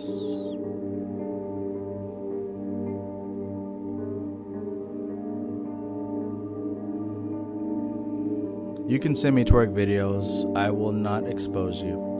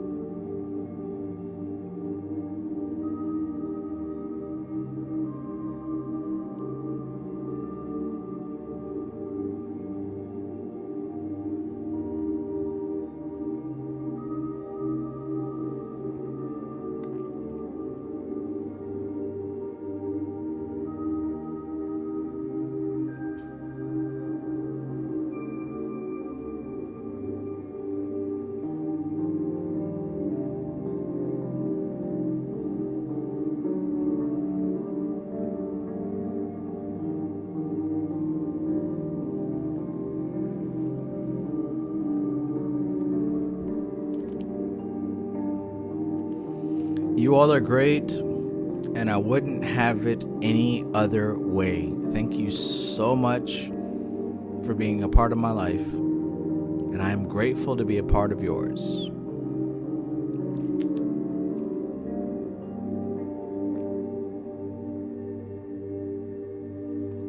Why the fuck would I be saying this if it wasn't the truth?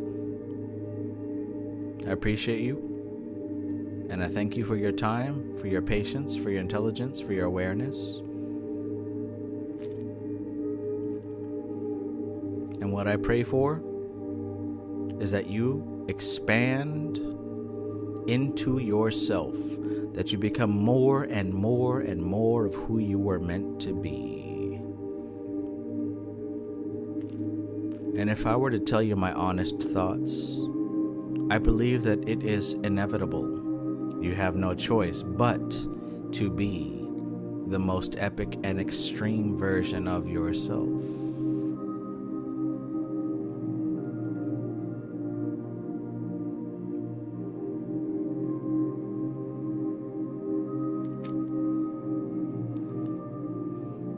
Keep doing you.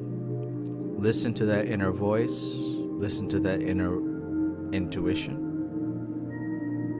And allow it to express itself. Trust your spirit. There will be a contention between spirit and ego.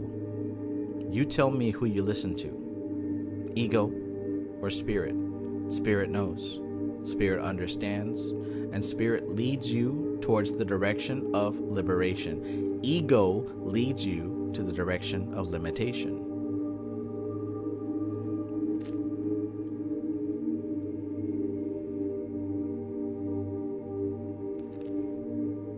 Do you? Do you?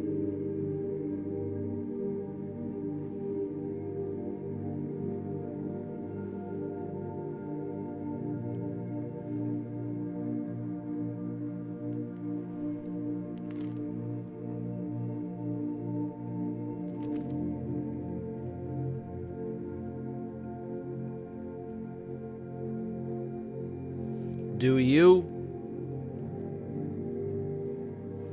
Fuck what these other folks got to say. Do what you gotta do. I believe in you. I love you. I have faith in you. Because when I was little, I didn't have anybody to say these words to me. Yet I persevered. So today I say these words to you just in case you don't have nobody to say them to you. If you do, all good. But if not, be yourself and do what you have to do. Most people are stupid anyways. Most people are stupid anyways. And I hate to sound so elitist, but it's the truth. It's the truth. If you're to make a list of all the people that you know in your life, how many of them really are not slaves to their own ego? Right?